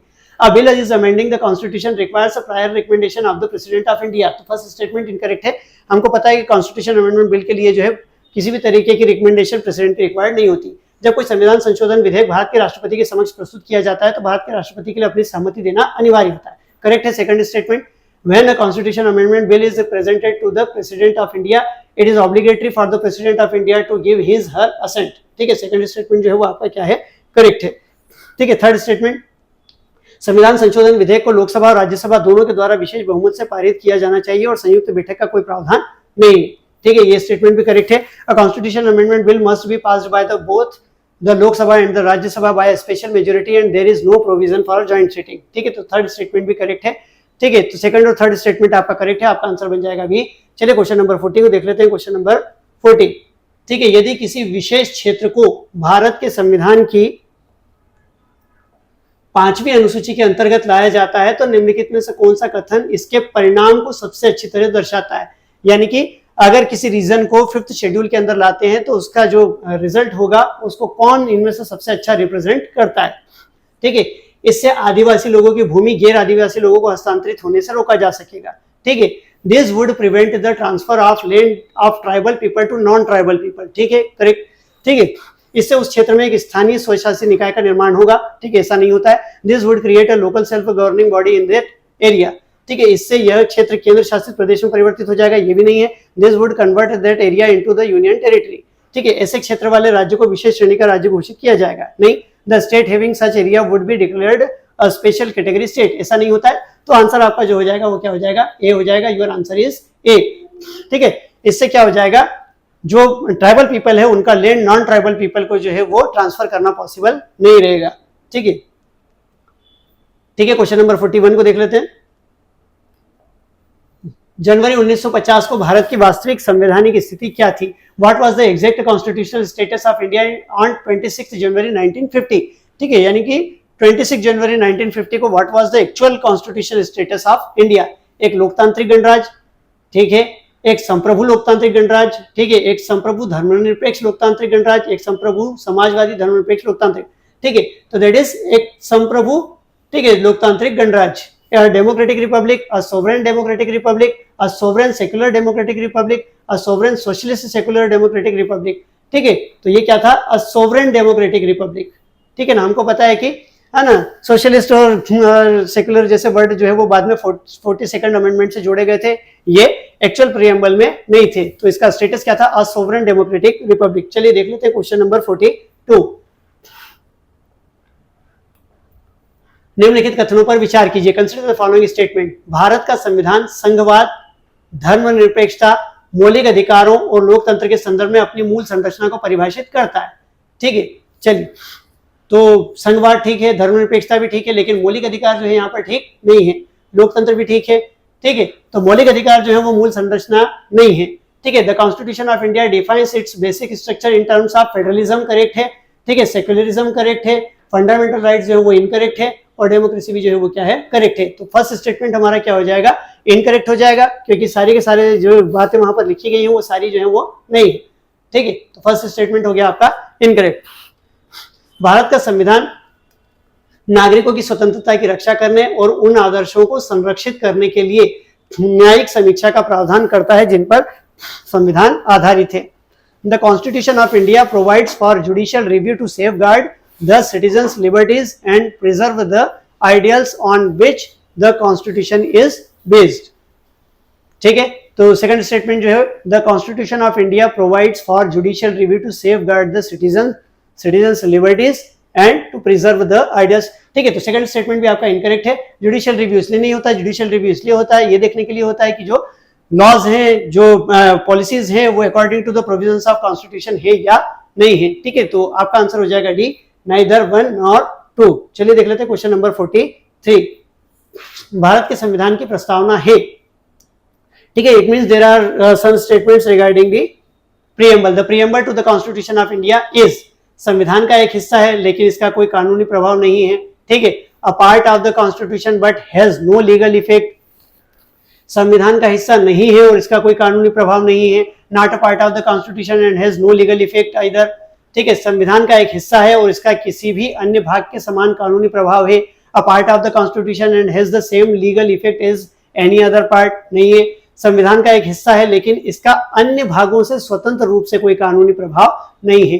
अ part of the constitution but has no legal effect independently of the other parts. ठीक है, तो यही आपका जो है वो क्या होगा, करेक्ट होगा। ठीक है, ये पार्ट तो है लेकिन इसका इंडिविजुअली अपने आप में जो है वो कोई लीगल इफेक्ट नहीं होता है। इसका लीगल इफेक्ट क्या होता है, अन्य प्रोविजंस का। इसीलिए अपन लोगों ने देखा है कोई एम्बिग्विटी अगर होती है किसी प्रोविजन को लेकर के, किसी वर्ड को लेकर के, अगर किसी तरीके का कोई कंफ्यूजन होता है, ठीक है, तब फिर जो है वो कोर्ट क्या करता है, कोर्ट ऑफ लॉ जो है वो प्रीएम्बल को देखता है। ठीक है, तो अदर प्रोविजंस के साथ ही जो है इसका लीगल इफेक्ट होता है। ठीक है, तो आपका 43 का आंसर हो जाएगा डी। चलिए क्वेश्चन नंबर 44 को देख लेते हैं। भारत में न्यायपालिका को कार्यपालिका से अलग करने का प्रावधान निम्नलिखित में से किसके द्वारा किया गया है? In India separation of judiciary from the executive is enjoyed by, संविधान की प्रस्तावना, राज्य के नीति निर्देशक सिद्धांत, 7वीं अनुसूची, पारंपरिक प्रथा। ठीक है, राज्य के नीति निर्देशक सिद्धांत। ठीक है, the preamble of the constitution, directive principle of state policy, the 7th schedule, the conventional practices, directive principles. Article 50 हमको पता है कि जुडिशरी और एग्जीक्यूटिव को अलग करने की बात करता है। चलिए क्वेश्चन नंबर 45 को देख लेते हैं। भारत के संविधान में 9वीं अनुसूची, ठीक है, यानी कि 9th शेड्यूल के रिगार्डिंग क्वेश्चन है। भारत के संविधान में 9वीं अनुसूची किसके प्रधानमंत्रित्व काल में पेश की गई थी? The 9th schedule was introduced in the constitution of India during the prime ministership of, हम लोगों को पता है फर्स्ट कॉन्स्टिट्यूशन अमेंडमेंट एक्ट 1951 के थ्रू लाई गई थी। तो ऑब्वियस सी बात है कि प्राइम मिनिस्टर कौन थे? जवाहरलाल नेहरू। ठीक है, तो आंसर इज ए। ठीक है, पहला अमेंडमेंट। क्वेश्चन नंबर 46, भारतीय संविधान की किस अनुसूची के तहत खनन के लिए आदिवासी भूमि का निजी पक्षों को हस्तांतरण शून्य और अमान्य घोषित किया जा सकता है? ठीक है, under which schedule of constitution of India can the transfer of a tribal land to private parties for mining be declared null and void? ठीक है, तीसरी अनुसूची, 5वीं अनुसूची, 9वीं अनुसूची, 12वीं अनुसूची। ठीक है, चलिए तो ये कौन सा होगा? 5वीं अनुसूची। 3rd schedule, 5th schedule, 9th schedule और 12th। ठीक है, हमको पता है कि ट्राइबल एरिया से रिलेटेड है 5th शेड्यूल, तो है ना, उसी के रिगार्डिंग जो है आपका आंसर हो जाएगा बी। चलिए क्वेश्चन नंबर 46, क्वेश्चन नंबर 47 को देख लेते हैं। निम्नलिखित कथनों पर विचार करें। Consider the following statements. यहाँ पर कुछ क्वेश्चंस, कुछ स्टेटमेंट दिए हुए हैं, उनको हम लोगों को देखना है कौन से स्टेटमेंट करेक्ट है। भारत की संसद किसी विशेष कानून को भारत के संविधान की 9वीं अनुसूची में रख सकती है। ठीक है, फर्स्ट स्टेटमेंट जो है आपका करेक्ट है। The Parliament of India can place a particular law in the 9th schedule of the Constitution of India. First statement correct है। हमको पता है कि पार्लियामेंट के पास ये अथॉरिटी है कि वो किसी कानून को क्या कर सकती है, किसी एक्ट को क्या कर सकती है, 9th शेड्यूल में रख सकती है। 9वीं अनुसूची में रखे गए कानून की वैधता की किसी भी अदालत द्वारा जांच नहीं की जाए, किसी भी अदालत द्वारा जांच नहीं की जा सकती है और इस पर कोई निर्णय नहीं दिया जा सकता। स्टेटमेंट इनकरेक्ट है। ठीक है, the validity of law placed in the 9th schedule can not be examined by any court of law and no judgment can be made. ठीक है, हम लोगों को पता है ना 2007 में सुप्रीम कोर्ट ने डिसीजन दे दिया है कि केशवानंद के डिसीजन से पहले, यानी कि 24 अप्रैल 1973 के पहले जो भी एक्ट 9th शेड्यूल में रख दिए गए हैं उनका तो जुडिशियल रिव्यू नहीं होगा, लेकिन उसके बाद जो रखे जाएंगे या उसके बाद जो रखे गए हैं उनका जुडिशियल रिव्यू हो सकता है। ठीक है, तो सेकंड स्टेटमेंट आपका इनकरेक्ट है, आपका फर्स्ट स्टेटमेंट करेक्ट हो गया, आपका आंसर हो गया ए। चलिए क्वेश्चन नंबर 48 की तरफ चलते हैं। क्वेश्चन नंबर 48 को देख लेते हैं। यदि भारत के राष्ट्रपति किसी विशेष राज्य के संबंध में संविधान के अनुच्छेद 356 के तहत प्रदत्त अपनी शक्ति का प्रयोग करते हैं तो if president of India exercises his power as provided under article 356 of the constitution in respect of a particular state, तो उसका क्या इफेक्ट होगा यहाँ पर हम लोगों को देखना है। ठीक है ना, राज्य की विधानसभा स्वतः भंग हो जाती है। ठीक है, राज्य की विधानसभा स्वतः भंग हो जाती है। The assembly of the state is automatically dissolved. First statement जो है वो करेक्ट नहीं है, हमको पता है ऑटोमेटिकली नहीं होगी, ऐसा करना पड़ेगा। उस राज्य के विधानमंडल की शक्तियां संसद द्वारा या उसके प्राधिकार के तहत प्रयोग की जा सकेंगी। ठीक है, तो यही जो है आपका करेक्ट है। The powers of the legislature of that state shall be exercisable by और under the authority of parliament. ये स्टेटमेंट करेक्ट है, या तो पार्लियामेंट खुद उस अथॉरिटी को एक्सरसाइज करता है या फिर किसी और जो इंस्टीट्यूशन है उसको ऑथोराइज करता है कि पार्लियामेंट के बिहाफ पे वो इस अथॉरिटी को यूज करे। ठीक है, उस राज्य में अनुच्छेद 19 निलंबित हो जाता है। ठीक है, ये इनकरेक्ट है। Article 90 is suspended in that state. राष्ट्रपति उस राज्य से संबंधित कानून बना सकता है, ये भी इनकरेक्ट। ठीक है, यानी कि आपका आंसर हो गया बी। चलिए क्वेश्चन नंबर 49 को देख लेते हैं। क्वेश्चन नंबर 49, निम्नलिखित में से कौन सा उद्देश्य भारत के संविधान की प्रस्तावना में शामिल नहीं है? ठीक है, यानी कि कुछ यहाँ पर ऑब्जेक्टिव दिए हुए हैं, उनमें से कौन सा ऐसा ऑब्जेक्टिव है जो कि प्रीएम्बल में इंक्लूड नहीं किया गया है? विचार की स्वतंत्रता मालूम है वहां पर है, आर्थिक स्वतंत्रता, अभिव्यक्ति की स्वतंत्रता, विश्वास की स्वतंत्रता। ठीक है, आर्थिक स्वतंत्रता की बात वहां पर नहीं की गई। Liberty of thought, economic liberty, liberty of expression, liberty of belief. ठीक है, तो इकोनॉमिक लिबर्टी जो है वहां पर नहीं लिखी गई। आंसर हो जाएगा आपका बी। चलिए क्वेश्चन नंबर 50 को देख लेते हैं। भारत के संविधान के निर्माताओं की सोच निम्नलिखित में से किसमें प्रतिबिंबित होती है? The mind of the makers of the constitution of India is reflected in which of the following? प्रस्तावना, मौलिक अधिकार, नीति निर्देशक तत्व, मौलिक कर्तव्य। The preamble, fundamental rights, DPSP और फंडामेंटल राइट्स। तो हमको पता है प्रीएम्बल। ठीक है, आंसर हो जाएगा आपका ए। क्वेश्चन नंबर 51 को देख लेते हैं। ठीक है, भारत में न्यायिक समीक्षा का तात्पर्य है। ठीक है, यानी कि जुडिशियल रिव्यू से रिगार्डिंग जो है यहाँ पर कुछ स्टेटमेंट दिए हुए, हमको देखना है कि कौन सा स्टेटमेंट करेक्ट है। In India judicial review implies कानून और कार्यकारी आदेशों की संवैधानिकता पर निर्णय देने की न्यायपालिका की शक्ति। ठीक है, यहां तक तो ठीक है। आगे के स्टेटमेंट देख लेते हैं। The power of the judiciary to pronounce upon the constitutionality of laws and executive orders. ठीक है, करेक्ट है। अभी हम लोगों ने डिस्कस किया था विधानमंडलों द्वारा बनाए गए कानूनों की बुद्धिमत्ता पर सवाल उठाने की न्यायपालिका की क्षमता। ठीक है, बुद्धिमत्ता यानी कि जो अपन लोग देखते हैं विजडम। ठीक है ना, क्यों कोई लॉ बनाया गया इसके ऊपर क्वेश्चन नहीं उठाया जा सकता है। ठीक है, केवल उसकी कॉन्स्टिट्यूशनलिटी के ऊपर क्वेश्चन उठाया जा सकता है। The power of the judiciary to question the wisdom of the laws enacted by the legislature. राष्ट्रपति द्वारा स्वीकृत किए जाने से पहले सभी विधायी अधिनियमों की समीक्षा करने की न्यायपालिका। ऐसा भी नहीं है। ठीक है, the power of the judiciary to review all the legislative enactments before they are assented to by the president. ये भी नहीं है। ठीक है, समान या भिन्न मामलों में पहले दिए गए अपने स्वयं के निर्णय की समीक्षा करने की शक्ति। आपका आंसर क्या हो जाएगा? आपका आंसर हो जाएगा ए, यानी कि कानून और कार्यकारी आदेशों की संवैधानिकता पर निर्णय देने की न्यायपालिका की शक्ति। The power of the judiciary to pronounce upon the constitutionality of laws and the executive orders. चलिए क्वेश्चन नंबर 52 को देख लेते हैं। क्वेश्चन नंबर 50, निम्नलिखित में से कौन से राज्य में राष्ट्रपति की घोषणा निम्नलिखित में से कौन से राज्य में राष्ट्रपति शासन की घोषणा के परिणाम आवश्यक रूप से नहीं है? Which of the following are not necessarily the consequences of the proclamation of the president's rule in India? ठीक है, इनमें से कौन सा जो है नेसेसरीली नहीं होगा? नेसेसरीली। ठीक है, राज्यसभा का विघटन। ठीक है, नहीं होगा, है ना? नहीं। ठीक है, नॉट राज्यसभा का विघटन। ठीक है, तो ठीक है, नहीं होता है, जरूरी नहीं है। Dissolution of the state legislative assembly, dissolution of the state legislative assembly जो है वो कंपलसरी नहीं है। ठीक है, राज्य में मंत्री परिषद को हटाना ये तो होता है। ठीक है ना, ये तो क्या होगा? ये तो होगा ही होगा। ठीक है ना, राज्य में मंत्री परिषद को हटाएंगे। ठीक है, removal of the council of ministers in the state. ठीक है, तो ये तो होता है, तो ये हमारे आंसर का पार्ट नहीं होगा। स्थानीय निकायों का विघटन। ठीक है, तो ये भी नहीं होता है। ठीक है ना, लोकल बॉडीज को भी डिसॉल्व करने की कोई रिक्वायरमेंट जो है वो नहीं होती है। ठीक है, तो क्योंकि नहीं पूछा है तो इसलिए फर्स्ट जो है नहीं होता है। ठीक है, यानी कि डिसॉल्यूशन ऑफ लेजिस्लेटिव असेंबली नहीं होता है और डिसॉल्यूशन ऑफ लोकल बॉडीज नहीं होता है, but dissolution of state council of ministers हो जाता है। ठीक है, तो फर्स्ट एंड थर्ड हमारे आंसर का पार्ट होगा। हमारा आंसर हो जाएगा बी। चलिए क्वेश्चन नंबर 53। ठीक है, क्वेश्चन नंबर 53 को देखते हैं। भारतीय संविधान में 5वीं अनुसूची और 6ठी अनुसूची में प्रावधान निम्नलिखित उद्देश्यों के लिए किए गए। ठीक है, यानी कि the provisions in the 5th schedule and 6th schedule in the constitution of India are made in order to. ठीक है, यानी कि 5th और 6th शेड्यूल जो है वो कैसे रिलेटेड हमको पता है, ट्राइबल एरिया के एडमिनिस्ट्रेशन और ट्राइबल एरिया के एडमिनिस्ट्रेशन के रिगार्डिंग है। अनुसूचित जातियों के हितों की रक्षा करना, राज्यों के बीच सीमाओं का निर्धारण करना, पंचायतों की शक्तियों, प्राधिकार और जिम्मेदारियों का निर्धारण करना, सभी सीमावर्ती राज्यों के हितों की रक्षा करना। तो अनुसूचित जनजातियों के हितों की रक्षा करना, तो है ना, protect the interest of the scheduled tribes. ठीक है, आंसर हो जाएगा ए। क्वेश्चन नंबर 54 को देख लेते हैं। क्वेश्चन नंबर 54, भारतीय संविधान के उद्देश्यों में से एक के रूप में आर्थिक न्याय कहां पर प्रदान किया गया है? आर्थिक न्याय की बात की जा रही है। ठीक है, economic justice is one of the objective of the Indian constitution has been provided in. प्रस्तावना और मौलिक अधिकार नहीं, प्रस्तावना और राज्य के नीति निर्देशक सिद्धांत ठीक है ना, हम लोगों को पता है प्रस्तावना में भी, और सामाजिक आर्थिक और राजनीतिक न्याय की बात की गई, प्रस्तावना में भी सामाजिक आर्थिक और राजनीतिक न्याय की बात की गई। इसी तरीके से अपन लोग देखते हैं कि राज्य के नीति निर्देशक सिद्धांत है वो भी है ना, अपन लोग देखते हैं कि सोशो इकोनॉमिक डेमोक्रेसी एस्टैब्लिश करने की बात करते हैं, तो इसलिए वहां पर भी हमको देखने को मिलते हैं। मौलिक अधिकार और राज्य के नीति निर्देशक सिद्धांत नहीं, उपरोक्त में से कोई नहीं। The preamble and the fundamental rights नहीं है, the preamble and the directive principles of state policies, ठीक है, तो आपका आंसर हो जाएगा बी, ठीक है ना। प्रीएम्बल में भी जो है वो इकोनॉमिक जस्टिस की बात की गई है, और जो डीपीएसपी है, जो डायरेक्टिव प्रिंसिपल्स है, वो भी क्या करते हैं, सोशियो इकोनॉमिक डेमोक्रेसी एस्टैब्लिश करने की बात करते हैं, ठीक है। आपका आंसर हो गया 54 का भी। क्वेश्चन नंबर 55 को देख लेते हैं। निम्नलिखित कथनों पर विचार कीजिए, कंसीडर द फॉलोइंग स्टेटमेंट्स। यहाँ पर कुछ स्टेटमेंट्स दिए हुए हैं। भारत के संविधान में संशोधन केवल लोकसभा में विधेयक पेश करके शुरू किया जा सकता है। इनकरेक्ट है, दोनों में से किसी भी हाउस में प्रस्तुत किया जा सकता है।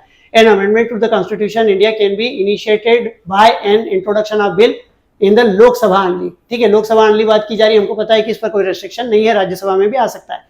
यदि ऐसा संशोधन संविधान के संघीय चरित्र में परिवर्तन करना चाहता है तो संशोधन के लिए भारत के सभी राज्यों की विधायिका द्वारा इसकी पुष्टि किया जाना अनिवार्य है, ठीक है। यदि ऐसा संशोधन संविधान के संघीय चरित्र में परिवर्तन करना चाहता है तो, है ना, चलिए, if such an amendment seeks to make changes in the federal character of the constitution, the amendment also requires it to be ratified by the legislature of all the state of India।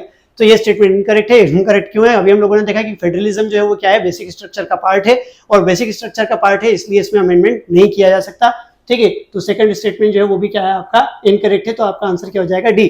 फिर से देख लें, यहाँ पर काय की बात की जा रही है, फेडरल कैरेक्टर को चेंज करने की बात की जा रही है, तो ऐसा कोई भी अमेंडमेंट नहीं किया जा सकता जो फेडरल कैरेक्टर को चेंज करे, क्योंकि फेडरलिज्म को क्या बोला गया है, part of the basic structure, ठीक है। तो आपका आंसर हो जाएगा डी। चलिए देख लेते हैं क्वेश्चन नंबर 56, ठीक है। भारतीय संविधान के निम्नलिखित में से कौन से प्रावधान शिक्षा पर प्रभाव डालते हैं, ठीक है। Which of the following provisions of the constitution of India have a bearing on education, ठीक है। राज्य के नीति निर्देशक सिद्धांत पता है अपन लोगों को, ठीक है ना। डीपीएसपी में भी जो है एजुकेशन से रिलेटेड प्रोविजंस हैं, directive principles of the state policy, ठीक है। ग्रामीण और शहरी स्थानीय निकाय, ठीक है, हम लोगों को पता है ग्रामीण और शहरी स्थानीय निकाय भी जो है वो क्या करते हैं, ठीक है, लोकल लेवल पर जो है वो इंस्टीट्यूशंस यानी कि एजुकेशनल इंस्टीट्यूशंस चलाते हैं, उनको भी है 5वीं अनुसूची 5th शेड्यूल में भी जो है ट्राइबल एरियाज में एजुकेशन की बात की गई है, ठीक है ना। 6th शेड्यूल में भी असम, मेघालय, त्रिपुरा और मिजोरम से रिलेटेड है। असम, मेघालय, त्रिपुरा और मिजोरम से रिलेटेड जो लोकल बॉडीज है उनको एजुकेशनल इंस्टीट्यूशंस के रिगार्डिंग जो बात की गई है। 7वीं अनुसूची 7th शेड्यूल भी जो है वो उसका इंप्लीकेशन है, हमको पता है, ठीक। कॉन्करेंट लिस्ट वहां पर दी हुई, कॉन्करेंट लिस्ट में जो है एजुकेशन को रखा गया है, तो आपका आंसर क्या आ जाएगा, 1st, 2nd, 3rd and 4th and 5, ठीक है। सारे के सारे आपके जो है वो आंसर करेक्ट है, ठीक है। आपका आंसर हो जाएगा डी। क्वेश्चन नंबर 57 को देख लेते हैं। भारत सरकार अधिनियम 1935 में निहित निर्देशों के साधन को वर्ष 1950 में भारत के संविधान में इस प्रकार शामिल किया गया है। The instrument of the instructions content in the government of India act 1935 have been incorporated in the constitution of India in the year 1950। हम लोगों को पता है directive principles of state policies जो है उनको शामिल किया गया है, तो जिसको 1935 में इंस्ट्रूमेंट ऑफ इंस्ट्रक्शंस कहा गया था, ठीक है, या जिनको निर्देशों के साधन कहा गया था, वो काय के रूप में, राज्य के नीति निर्देशक सिद्धांतों के रूप में शामिल किए गए थे। आपका आंसर हो जाएगा बी। चलिए क्वेश्चन नंबर 58 को देख लेते हैं। भारतीय संविधान की किस अनुसूची में कई राज्यों में अनुसूचित क्षेत्रों के प्रशासन और नियंत्रण के लिए विशेष प्रावधान है? कई राज्यों में, स्पेसिफिक राज्यों में नहीं, ठीक है ना। Which schedule of the Constitution of the India contains special provisions for the administration and control of scheduled areas in several states? तीसरी अनुसूची, ठीक है, 5वीं अनुसूची, 7वीं अनुसूची, 9वीं अनुसूची, ठीक है। 3rd schedule, 5th schedule, 7th schedule, 9th schedule. Answer हो जाएगा आपका बी, 5th शेड्यूल, ठीक है। 5th शेड्यूल जो है, 6th शेड्यूल जो है वो असम, मेघालय, त्रिपुरा और मिजोरम के रिगार्डिंग है, और 5th शेड्यूल जो है वो बाकी सब स्टेट्स के रिगार्डिंग है, ठीक है। तो क्या हो जाएगा आंसर आपका बी। चलिए देख लेते हैं क्वेश्चन नंबर 59। भारतीय संविधान के अनुच्छेद 360 के अंतर्गत वित्तीय आपाल के संबंध में निम्नलिखित कथनों पर विचार की, यानी कि आर्टिकल 360 में जो फाइनेंशियल इमरजेंसी की बात की गई है, फाइनेंशियल इमरजेंसी की रिगार्डिंग कुछ स्टेटमेंट्स दिए हैं। इन स्टेटमेंट्स में हम लोगों को जो है वो करेक्ट, ठीक है ना, करेक्ट स्टेटमेंट्स को जो है वो क्या करना है, आइडेंटिफाई करना है, ठीक है, कौन सा स्टेटमेंट करेक्ट है।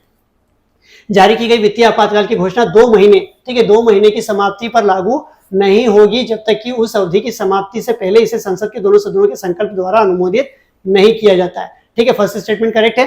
ठीक है ना, 2 महीने के अंदर जो संसद के दोनों सदन है उनको इसको क्या करना पड़ेगा, अप्रूव करना पड़ेगा, इसको अप्रूवल देना पड़ेगा। A proclamation of financial emergency issued shall cease to operate at the expiration of 2 months unless, ठीक है, unless before the expiration of that period it has been approved by the resolution of both houses of parliament।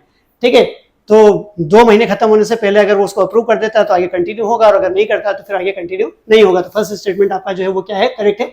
यदि वित्तीय आपातकाल की कोई घोषणा लागू है तो भारत के राष्ट्रपति के लिए संघ के मामलों के संबंध में सेवा करने वाले सभी या किसी भी वर्ग के व्यक्तियों की वेतन और भत्ते में कटौती के लिए निर्देश जारी करने का अधिकार है, लेकिन सर्वोच्च न्यायालय और उच्च न्यायालय के न्यायाधीशों को छोड़कर। ठीक है, तो पूरा स्टेटमेंट करेक्ट है, लेकिन यहाँ पर अपन लोग देखते हैं सर्वोच्च न्यायालय और उच्च न्यायालय के न्यायाधीशों को छोड़कर। ठीक है, तो इनके भी जो सैलरीज है, इनके भी जो अलाउंसेस है, अपन लोग देखते हैं कि ड्यूरिंग द फाइनेंशियल इमरजेंसी कम किए जा सकते हैं। तो सेकंड स्टेटमेंट आपका क्या हो गया, इनकरेक्ट हो गया।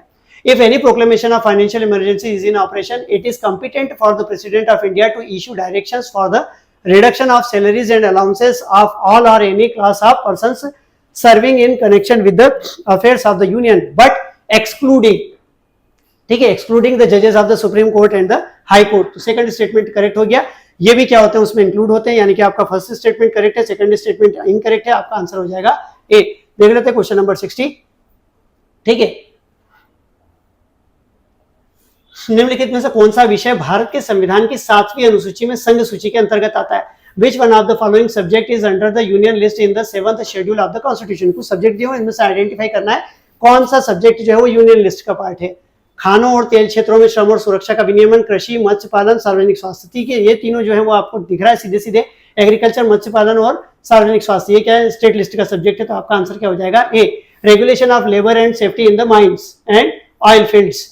ठीक है, एग्रीकल्चर हमको पता है स्टेट का सब्जेक्ट है।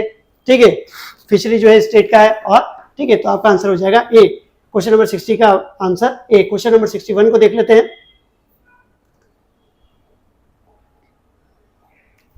निम्नलिखित कथनों पर विचार करें। Consider the following statement. Bharat के संविधान में पुरुषों और महिलाओं दोनों के लिए समान काम के लिए समान वेतन को प्रोत्साहित करने वाला कोई प्रावधान नहीं है। ठीक है, तो फर्स्ट स्टेटमेंट जो है वो आपका क्या हो जाएगा, इनकरेक्ट। हमको पता है डीपीएसपी में लिखा हुआ है equal pay for equal work की बात की गई है। ठीक है, तो फर्स्ट स्टेटमेंट आपका क्या हो गया, इनकरेक्ट हो गया।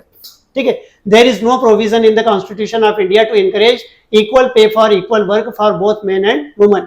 ठीक है, तो डीपीएसपी में ये प्रावधान है, इनकरेक्ट।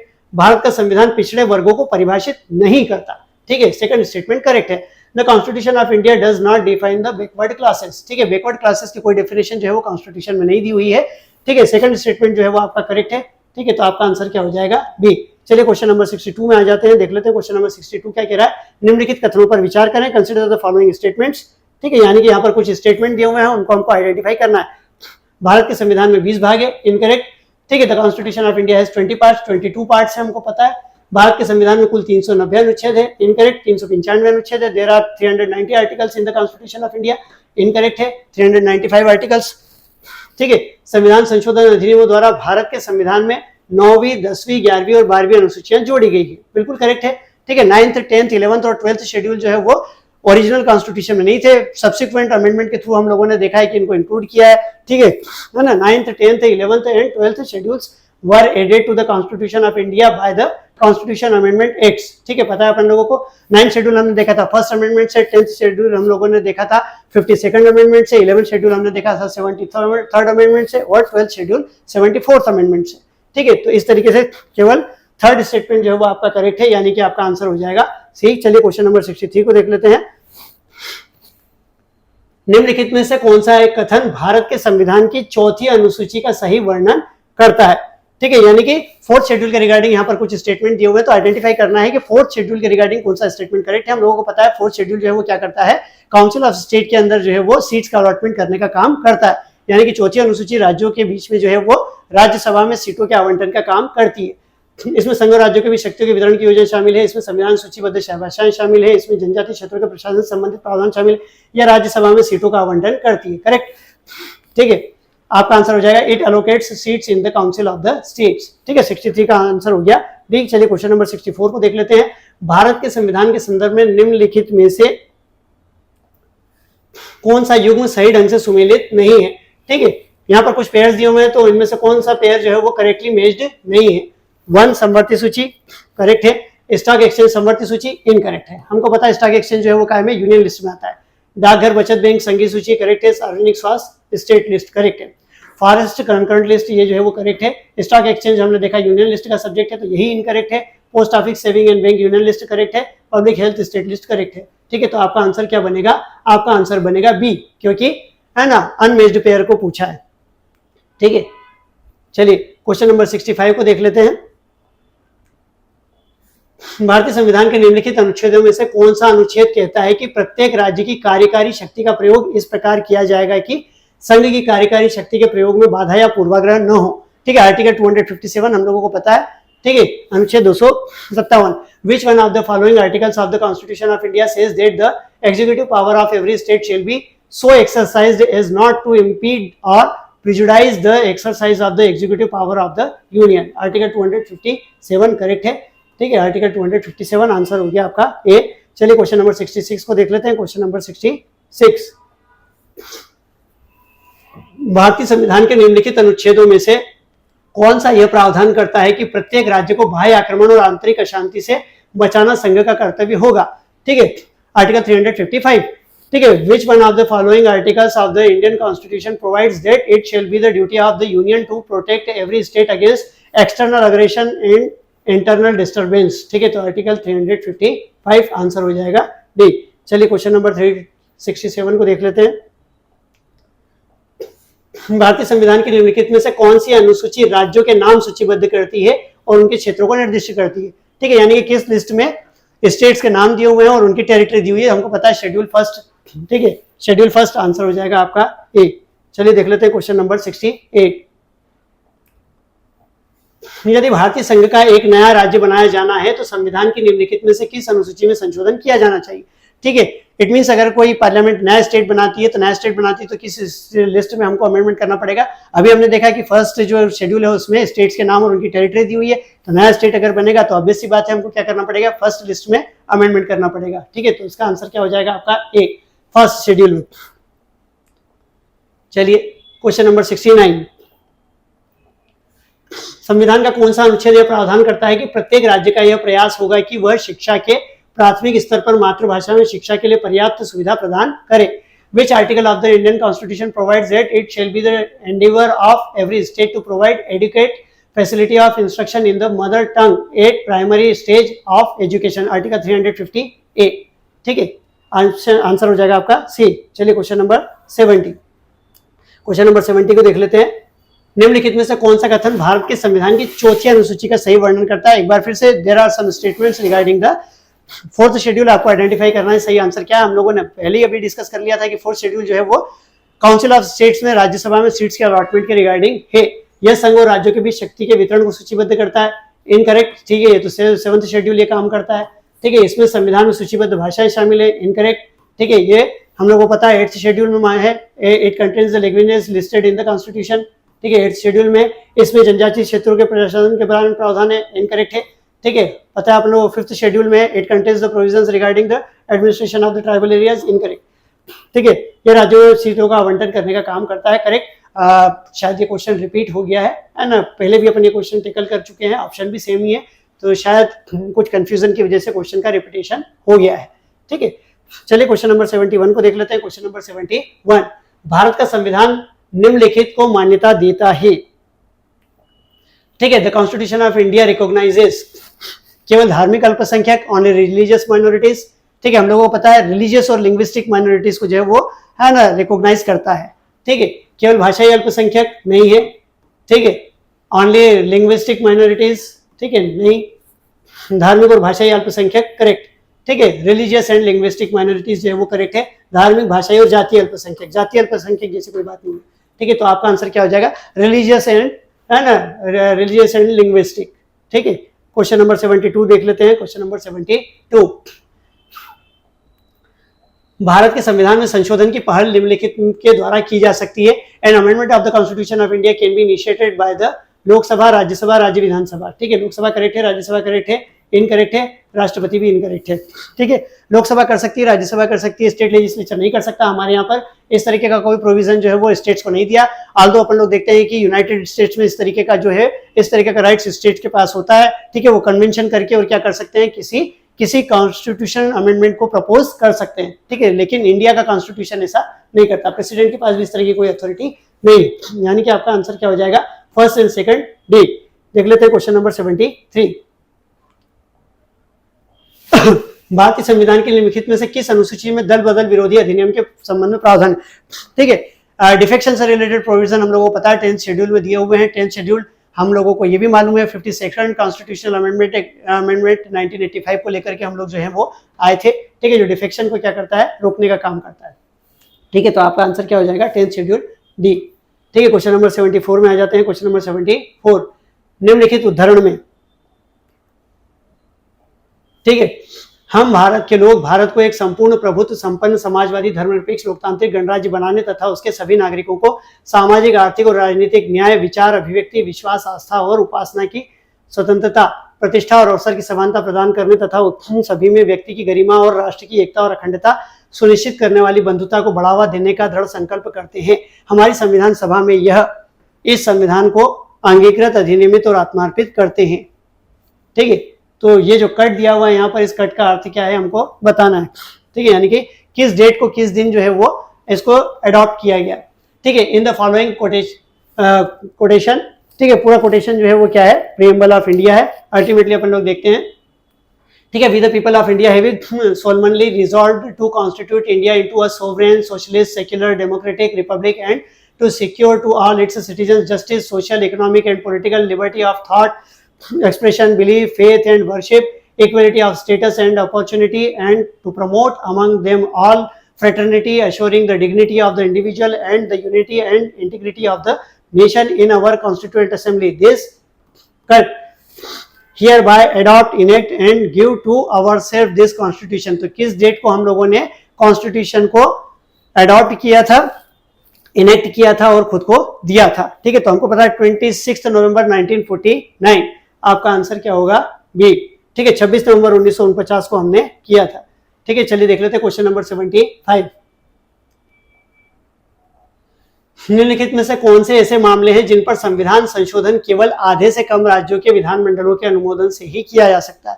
ठीक है, यानी कि यहाँ पर कुछ मैटर्स दिए हुए हैं, इनमें से ऐसे कौन से मैटर्स हैं जिनमें अमेंडमेंट करने के लिए हम लोगों को हाफ स्टेट्स का सपोर्ट जो है वो रिक्वायर्ड होता है। ठीक है ना, which of the following are matters on which constitutional amendment is possible only with the ratification of the legislatures of not less than 1/2 of the state. ठीक है, election of the president correct है। ठीक है, election of the president, यानी कि election of president के election में किसी तरीके का अमेंडमेंट करना है, उसके कॉलेजियम में किसी तरीके का अमेंडमेंट करना है, तो उसके लिए क्या करना पड़ेगा, स्टेट से जो है उन लोगों को सपोर्ट चाहिएगा। संसद में राज्यों का प्रतिनिधित्व, ये भी करेक्ट है। ठीक है, representation of state in parliament. ठीक है, तो ये भी करेक्ट है। किसी भी स्टेट के रिप्रेजेंटेशन को अगर पार्लियामेंट में हम लोगों को अल्टर करना है तो उसके लिए स्टेट का जो है वो क्या चाहिएगा, हम लोगों को चाहिएगा support.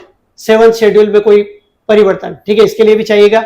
Any of the list in the 7th schedule, इसके लिए भी चाहिएगा। किसी राज्य की विधान परिषद का उन्मूलन, ठीक है, यानी कि abolition of the legislative council of a state, इसके लिए जो है वो सपोर्ट नहीं चाहिए। ठीक है, ये तो ऑर्डिनरी प्रोसेस से होता है, ऑर्डिनरी मेजोरिटी से जो है इसको कर सकते हैं, इसको हम लोग कॉन्स्टिट्यूशन का अमेंडमेंट कंसीडर भी नहीं करते हैं।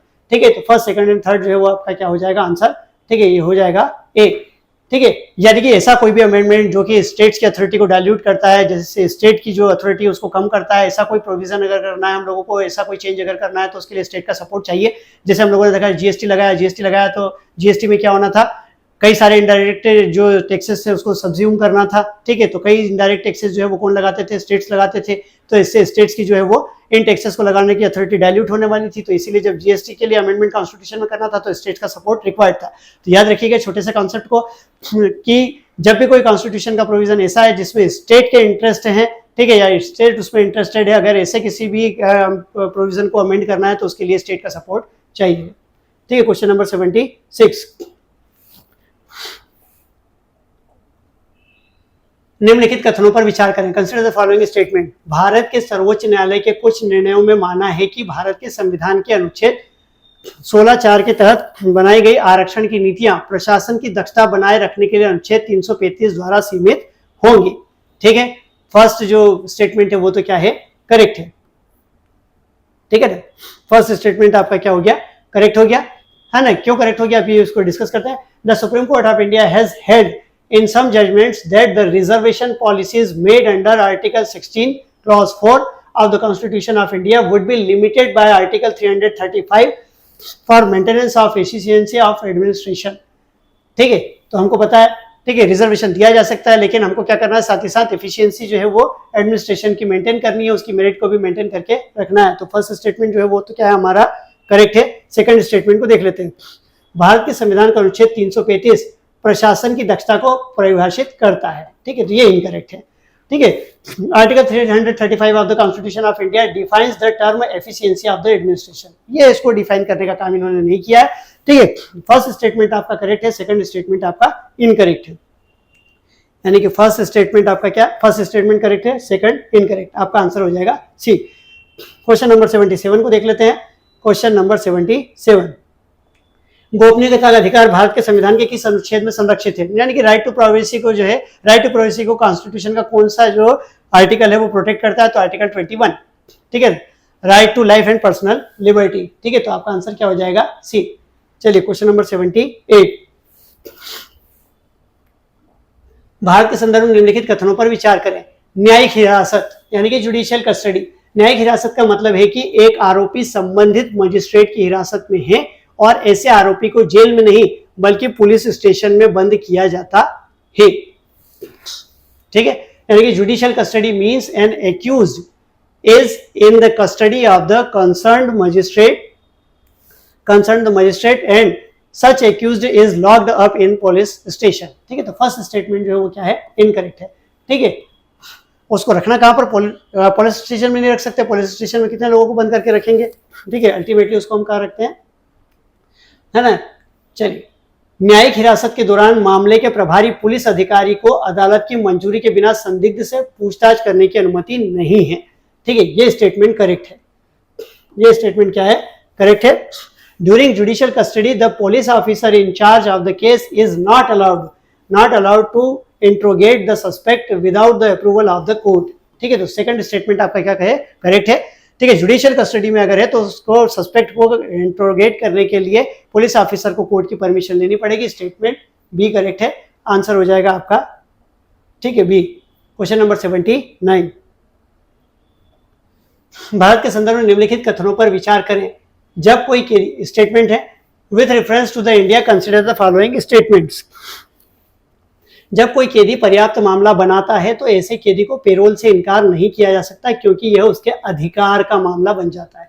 ठीक है, नहीं किया जा सकता क्योंकि अधिकार का, देखिए पेरोल अधिकार नहीं होता है। ठीक है, पेरोल अधिकार नहीं होता है। मामले की मेरिट को देखते हुए अगर लगता है एडमिनिस्ट्रेशन को कि पेरोल दिया जा सकता है, संबंधित पर्सन बाहर जाकर के किसी भी तरीके से कोई डिस्टर्बेंस क्रिएट नहीं करेगा, ठीक है, केस को अफेक्ट नहीं करेगा, तो पेरोल दे सकते हैं।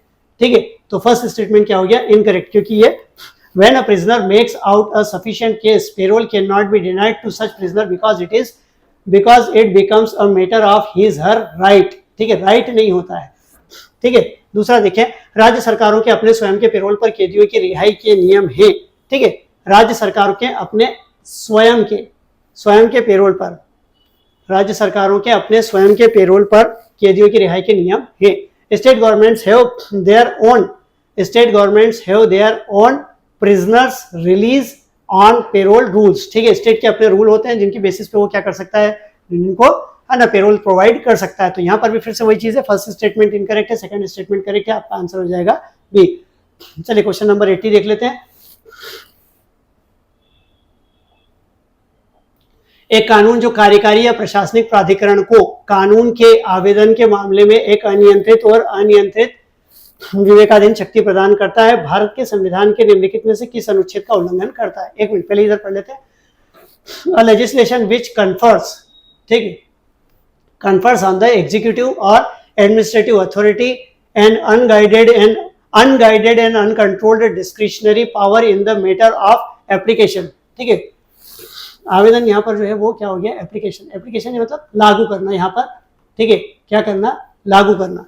ठीक है, application of law violets which one of the following articles of the constitution. ठीक है, तो किसको वायलेट करता है? आर्टिकल 14 को। ठीक है, आर्टिकल 14 को वायलेट करता है।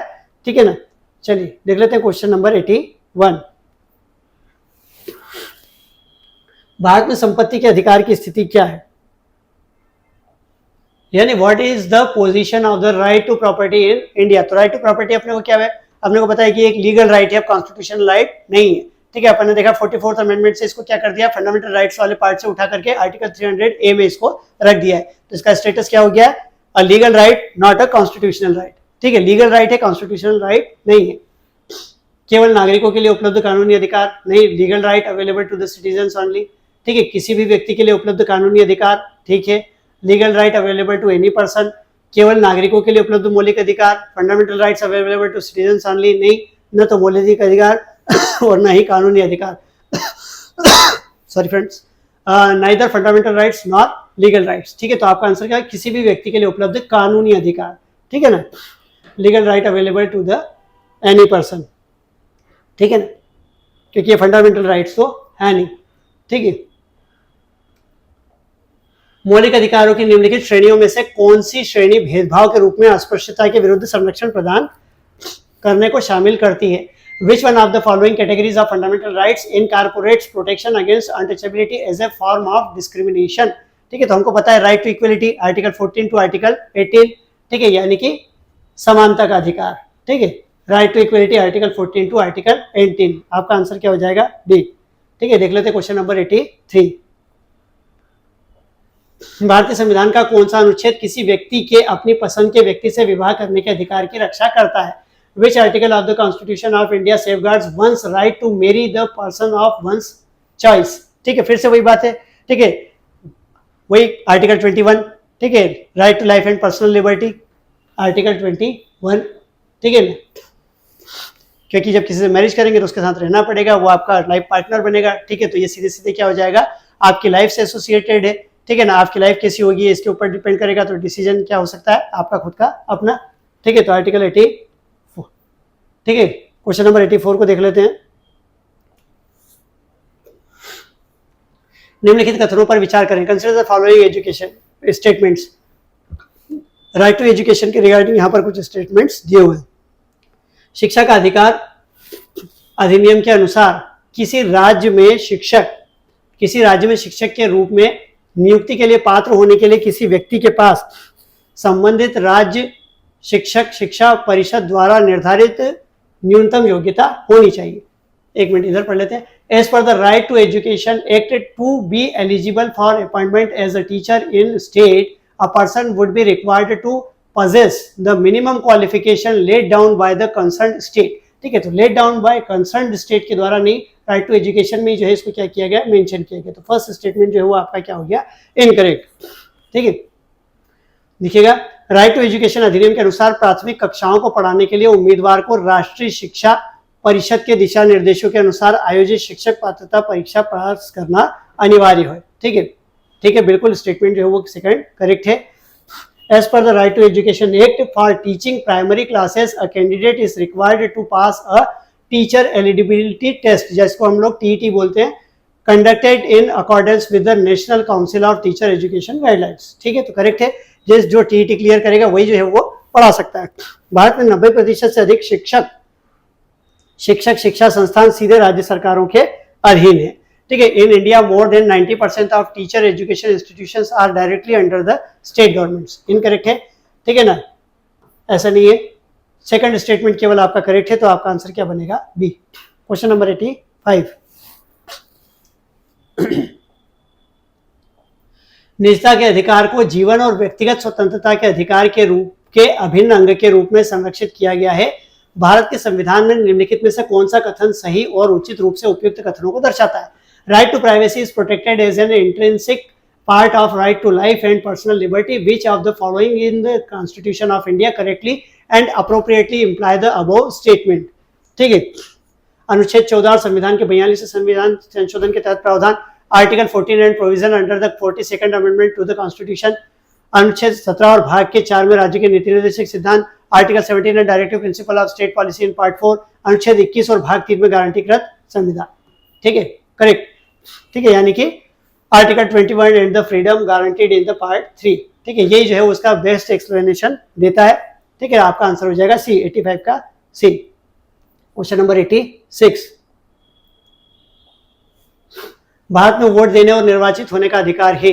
Right to vote and to be elected in the India is a मौलिक अधिकार, प्राकृतिक अधिकार, संवैधानिक अधिकार, कानूनी अधिकार। राइट टू वोट की और राइट टू बी इलेक्टेड। ठीक है, तो कॉन्स्टिट्यूशन ही जो हमको ये राइट प्रोवाइड करता है। हमारे यहाँ पर पॉलिटिकल डेमोक्रेसी है, पॉलिटिकल डेमोक्रेसी की अपन लोग जब बात करते हैं तो उसमें दोनों चीजें शामिल है। ठीक है, यूनिवर्सल फ्रेंचाइज भी शामिल है और साथ ही साथ कोई भी जो है इंडिविजुअल क्या बन सकता है, रिप्रेजेंटेटिव बन सकता है। तो that is constitutional right C. Question number 87 को देख लेते हैं। भारतीय संविधान में शोषण के विरुद्ध अधिकार। ठीक है, शोषण के विरुद्ध अधिकार के रिगार्डिंग जो है स्टेटमेंट्स यहाँ पर दिए हुए हैं। Which of the following are envisaged by the right against the exploitation in the constitution of India. ठीक है, भारतीय संविधान में शोषण के विरुद्ध अधिकार के द्वारा निम्नलिखित में से किनकी परिकल्पना की गई है। मानव तस्करी और जबरन श्रम पर प्रतिबंध। ठीक है, करेक्ट है। आर्टिकल 23 और 24 की बात कर रहा है। Prohibition of traffic in human beings and forced labour, correct है। अस्पृश्यता का उन्मूलन, इनकरेक्ट है। हम लोगों को पता है कि ये तो है ना राइट टू इक्वलिटी में है। अल्पसंख्यकों के हितों की सुरक्षा, ये भी इनकरेक्ट है। ठीक है ना, ये तो माइनॉरिटी के राइट्स में है। ठीक है, कारखानों और खदानों में बच्चों के रोजगार पर प्रतिबंध, करेक्ट है। Article 24 prohibition of the employment of children in factories and mines. ठीक है, यानी कि फर्स्ट और फोर्थ स्टेटमेंट आपका करेक्ट है, आंसर हो जाएगा सी। चलिए देख लेते हैं क्वेश्चन नंबर 88। ठीक है, निम्नलिखित पर विचार करें। ठीक है, कंसिडर द फॉलोइंग स्टेटमेंट्स। ठीक है, शिक्षा का अधिकार। ठीक है, शिक्षा का अधिकार, सार्वजनिक सेवा तक समान पहुंच का अधिकार, भोजन का अधिकार। उपरोक्त में से कौन सा से मानव अधिकार, मानव अधिकारों की सार्वभौमिक घोषणा के अंतर्गत मानव अधिकार है, यानी कि universal declaration of human rights 1948 के रिगार्डिंग इनमें से किस किस को इंक्लूड किया गया है, इनमें से कौन कौन सा जो है वो है ना एज ए ह्यूमन राइट जो है universal declaration of human rights में जो है वो इंक्लूड किया गया है। Right to education, right to equal access to public services, right to food, सारे के सारे जो है वो क्या है ना इंक्लूड है। फर्स्ट, सेकंड एंड थर्ड, आपका आंसर क्या हो जाएगा, डी। ठीक है, आपका आंसर डी। देख लेते हैं क्वेश्चन नंबर 89। भारत में यदि किसी धार्मिक संप्रदाय समुदाय को राष्ट्रीय अल्पसंख्यक का दर्जा दिया जाता है तो उसे कौन से विशेष लाभ प्राप्त होते हैं। इट मीन्स अगर किसी सेक्ट को, किसी कम्युनिटी को इंडिया में अगर रिलीजियस माइनॉरिटी डिक्लेयर कर दिया जाता है तब फिर ऐसी स्थिति में उसको क्या क्या बेनिफिट्स मिलते हैं, उसके रिगार्डिंग यहाँ पर कुछ स्टेटमेंट्स दिए हुए हैं। वह विशिष्ट शैक्षणिक संस्थान स्थापित और संचालित कर सकता है, बिल्कुल करेक्ट है। ठीक है, it can establish and administer exclusive educational institutions, पता है अपन लोगों को। ठीक है, भारत का राष्ट्रपति स्वतः ही समुदाय के एक प्रतिनिधि को लोकसभा में नामित कर देता है, इनकरेक्ट है, ऐसा कोई प्रोविजन नहीं है। The president of India automatically nominates a representative of the community to the Lok Sabha, ठीक है, इनकरेक्ट। वो प्रधानमंत्री के 15 सूत्री कार्यक्रम से लाभ प्राप्त कर सकता है, बिल्कुल करेक्ट है। 15 पॉइंट प्रोग्राम के अंतर्गत जो बेनिफिट्स दिए हुए हैं माइनॉरिटीज, क्योंकि अपन लोगों ने देखा है किसके लिए, डिप्राइव्ड क्लासेस के लिए है। डिप्राइव्ड क्लासेस में अपन लोग देखते हैं माइनॉरिटीज को भी इंक्लूड किया गया है। तो फर्स्ट एंड थर्ड स्टेटमेंट जो है वो आपका क्या हो गया, करेक्ट आंसर हो जाएगा सी। लिख लेते हैं क्वेश्चन नंबर 90। निम्नलिखित कथनों पर विचार करें। Consider the following statement. अनुच्छेद 301 संपत्ति के अधिकार से संबंधित है। Article 301 pertains to the right to property, incorrect है, हमको पता है ना। आर्टिकल 300 जो है वो क्या है, 301 इंटरस्टेट ट्रेड और कॉमर्स से रिलेटेड है। संपत्ति का अधिकार एक कानूनी अधिकार है लेकिन मौलिक अधिकार नहीं, करेक्ट है।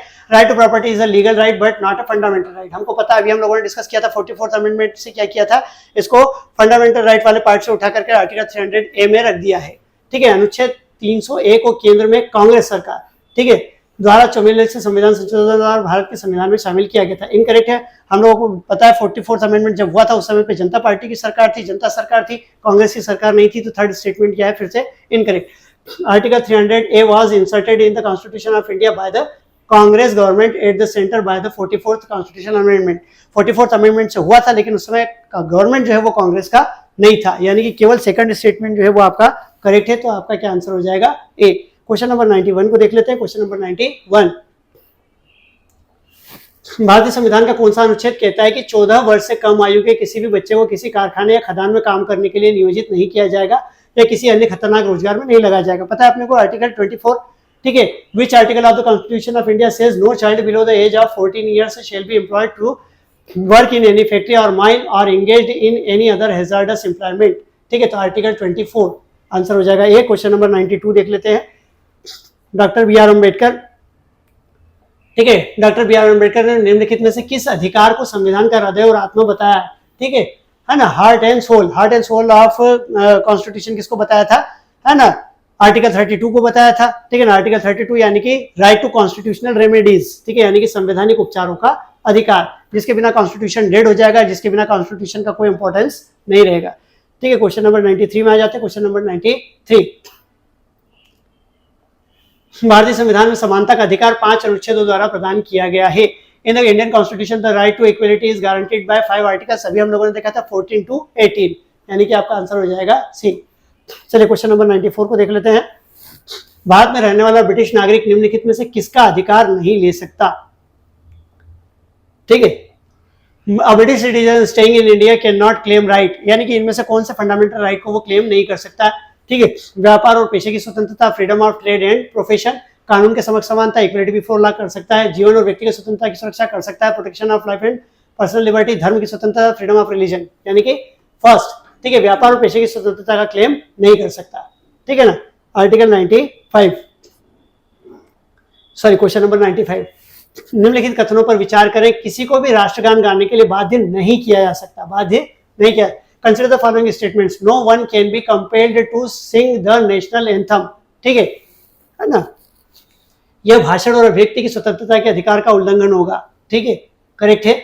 It will be violative of the right to freedom of speech and expression. देखिए, कोर्ट ने अपने डिसीजन में बोला है कि चुप रहना भी क्या है? चुप रहना, it is also the kind of expression. ठीक है, लेकिन अगर कोई नहीं गाना चाहता है और उसको जबरदस्ती गाने के लिए बाध्य किया जाता है तो ये क्या हो जाएगा?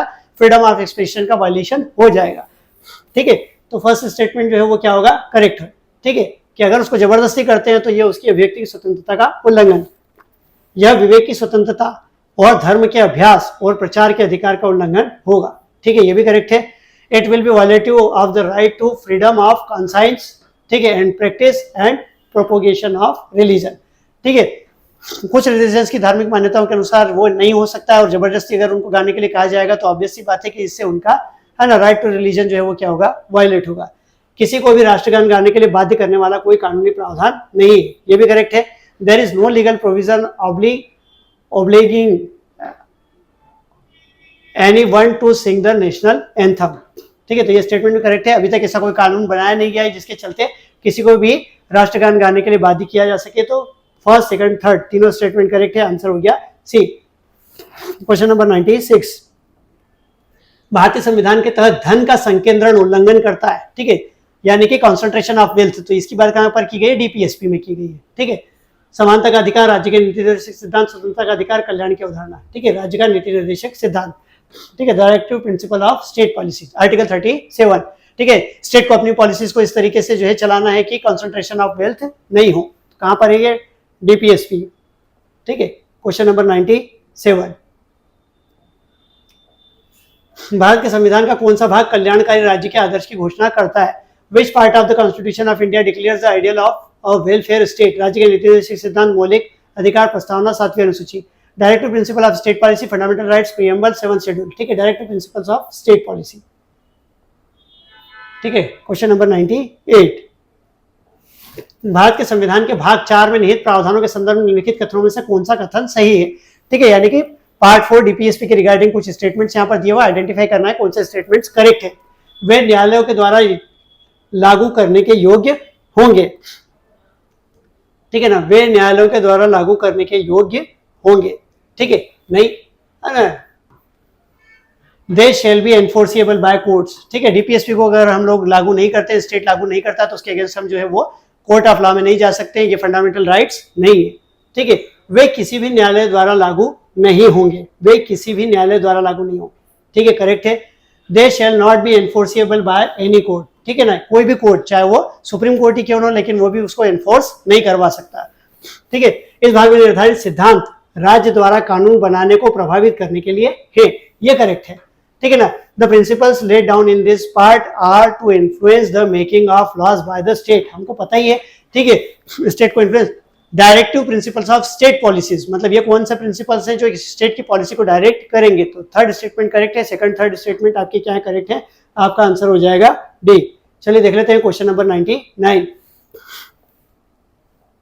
मौलिक अधिकारों के अलावा भारत के संविधान का निम्नलिखित में से कौन सा भाग सार्वभौमिक मानव अधिकार घोषणा के सिद्धांतों और प्रावधानों को दर्शाता है।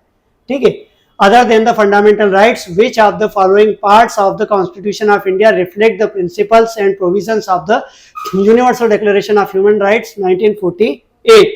ठीक है ना, प्रस्तावना, ठीक है, प्रियम्बल करेक्ट है। राज्य के नीति निर्देशक सिद्धांत, directive principles of state policies, ठीक है, ये भी करेक्ट है ना। मौलिक कर्तव्य, फंडामेंटल ड्यूटीज, ये भी करेक्ट है। ठीक है, यानी कि इनमें भी वही प्रोविजंस किए गए हैं जो कि universal declaration of fundamental rights 1948 में किए गए। तो तीनों में ही वो प्रावधान हमको देखने को मिलते हैं। आपका आंसर हो जाएगा डी। चलिए देख लेते हैं क्वेश्चन नंबर 100, संविधान के 42 से संविधान संशोधन।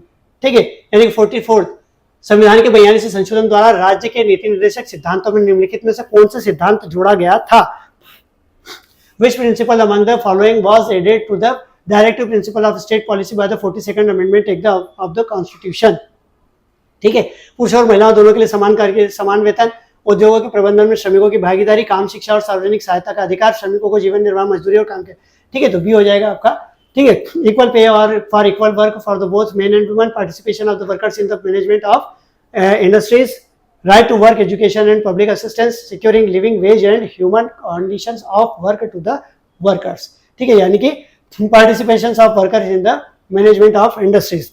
चलिए फ्रेंड्स, तो यह हुआ आपके आज के 100 क्वेश्चंस पॉलिटी। आज अपन लोग 21st टास्क को कंप्लीट कर लिए। Stay tuned with the Kalpas. 22nd आपका जो टास्क होगा वो कल आपके लिए अपडेट होगा।